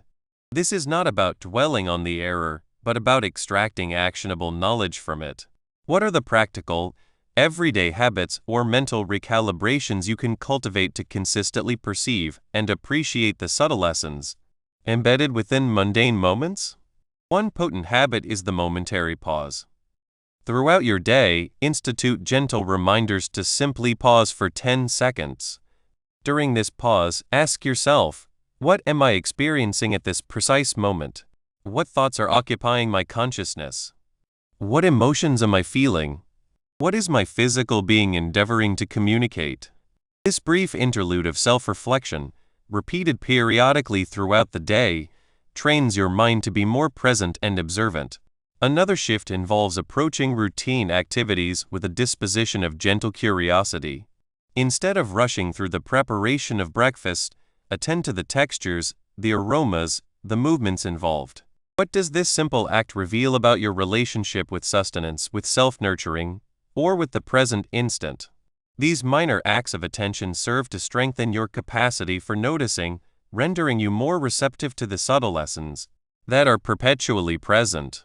And when confronted with a powerful emotional response, how can you transcend merely experiencing the emotion to dissecting the underlying beliefs or unmet needs that are signaling an opportunity for growth?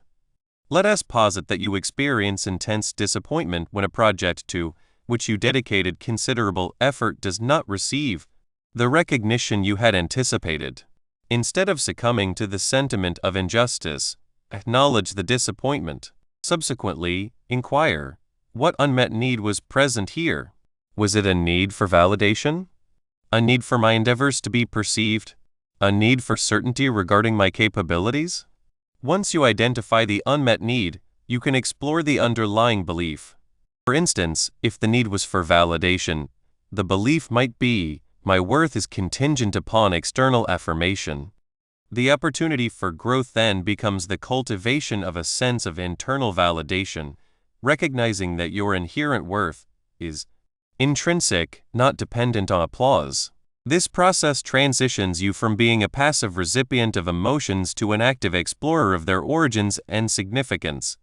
By consciously electing to perceive every moment as a potential instructor, we transform the journey of personal growth from a succession of arduous ascents into a continuous, unfolding exploration.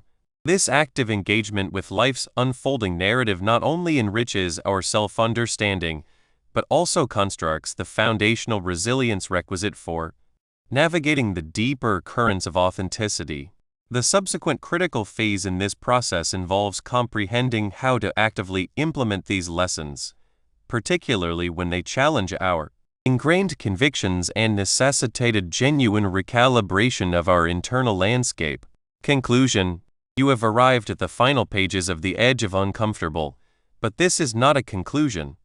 It is, in truth, the nascent stirrings of your conscious expedition beyond the familiar. Throughout this volume, we have navigated the alluring, yet ultimately constricting, embrace of comfort. We have dared to peer over the precipice of our apprehensions, to scrutinize the narratives that diminish us, and to grasp that genuine metamorphosis unfolds not in the predictable, but within the profound, often unsettling, unknown. The edge of uncomfortable is not a territory to be conquered and abandoned, but a vital, fluid space to inhabit, to engage with, and to draw sustenance from. It is the fertile ground where you truly begin to unearth yourself. We have observed how the seemingly secure confines of our comfort zones can morph into gilded cages, ensnaring us in repetitive cycles of self-imposed limitation. The initial step beyond them is frequently the most formidable, the deliberate act of embracing unease, of yielding to anxiety, and of trusting that growth resides on the far side. This lies at the heart of embracing discomfort, understanding that what feels secure is often that which impedes our progress. The discomfort dividend is both abundant and varied. It is the profound realization that our darkest hours are not to be concealed, but are instead fertile soil for resilience, sagacity, and a more profound empathy for ourselves and others. It is the valor to be vulnerable, to present our unvarnished selves, and to discover that what we feared would alienate us often serves as our deepest connection. Crucially, we have asserted that your intrinsic worth is not a commodity to be bartered for external validation. The pursuit of self-authority, of becoming the expert in you, necessitates confronting the discomfort of silencing the cacophony of external voices and amplifying your own inner resonance. Herein lies true liberation from the tyranny of judgment. And this courage to embrace discomfort extends to our actions. The inertia of overthinking, the trepidation of sending that message, the hesitation to articulate our truth. These are all manifestations of discomfort.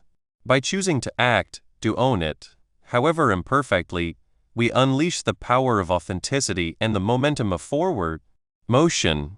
This journey beyond your limitations is not a fixed destination, but a perpetual practice. It is about cultivating a conscious awareness of your comfort zones and intentionally, even playfully, venturing just beyond their boundaries. Consider it akin to strengthening a muscle. Each time you opt for the slightly uncomfortable conversation, the demanding task, the vulnerable revelation, you fortify your capacity to navigate life's inherent challenges with greater grace and resilience. This does not imply seeking out gratuitous hardship. It means recognizing opportunities for growth as they present themselves, even when they loom dauntingly. It is about learning to relax into the anxiety, as we have explored, rather than resisting it. The gift inherent in discomfort is not always immediately discernible. At times, it is the quiet affirmation of your own fortitude, the deeper comprehension of your values, or the profound connection forged through shared vulnerability. Exercise patience with yourself and acknowledge the small triumphs. Remember, you are the ultimate arbiter in your own life. When external judgments arise, or self-doubt infiltrates, return to that inner knowing, that self-authority. The courage to trust yourself, even when it feels like a leap of faith, is the bedrock of enduring change. Do not permit the dread of imperfection to preclude your full engagement. Embrace the spirit of taking action, even when it evokes a flicker of fear, and trust your capacity to recalibrate as needed. Authenticity, even with its rough edges, invariably possesses more potency than polished hesitation. As you close this book, I implore you to carry the spirit of The Edge of Uncomfortable with you. It is not a place to be feared, but a landscape to be explored, a perpetual invitation to discover more of who you are and who you are becoming.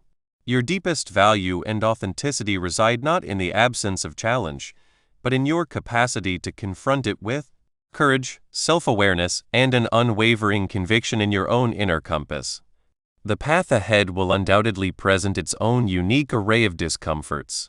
But armed with the understanding that growth flourishes at the edge and that your worth is non-negotiable, you are not merely poised to encounter them, you are poised to thrive within them. Live the edge. Uncover the extraordinary within.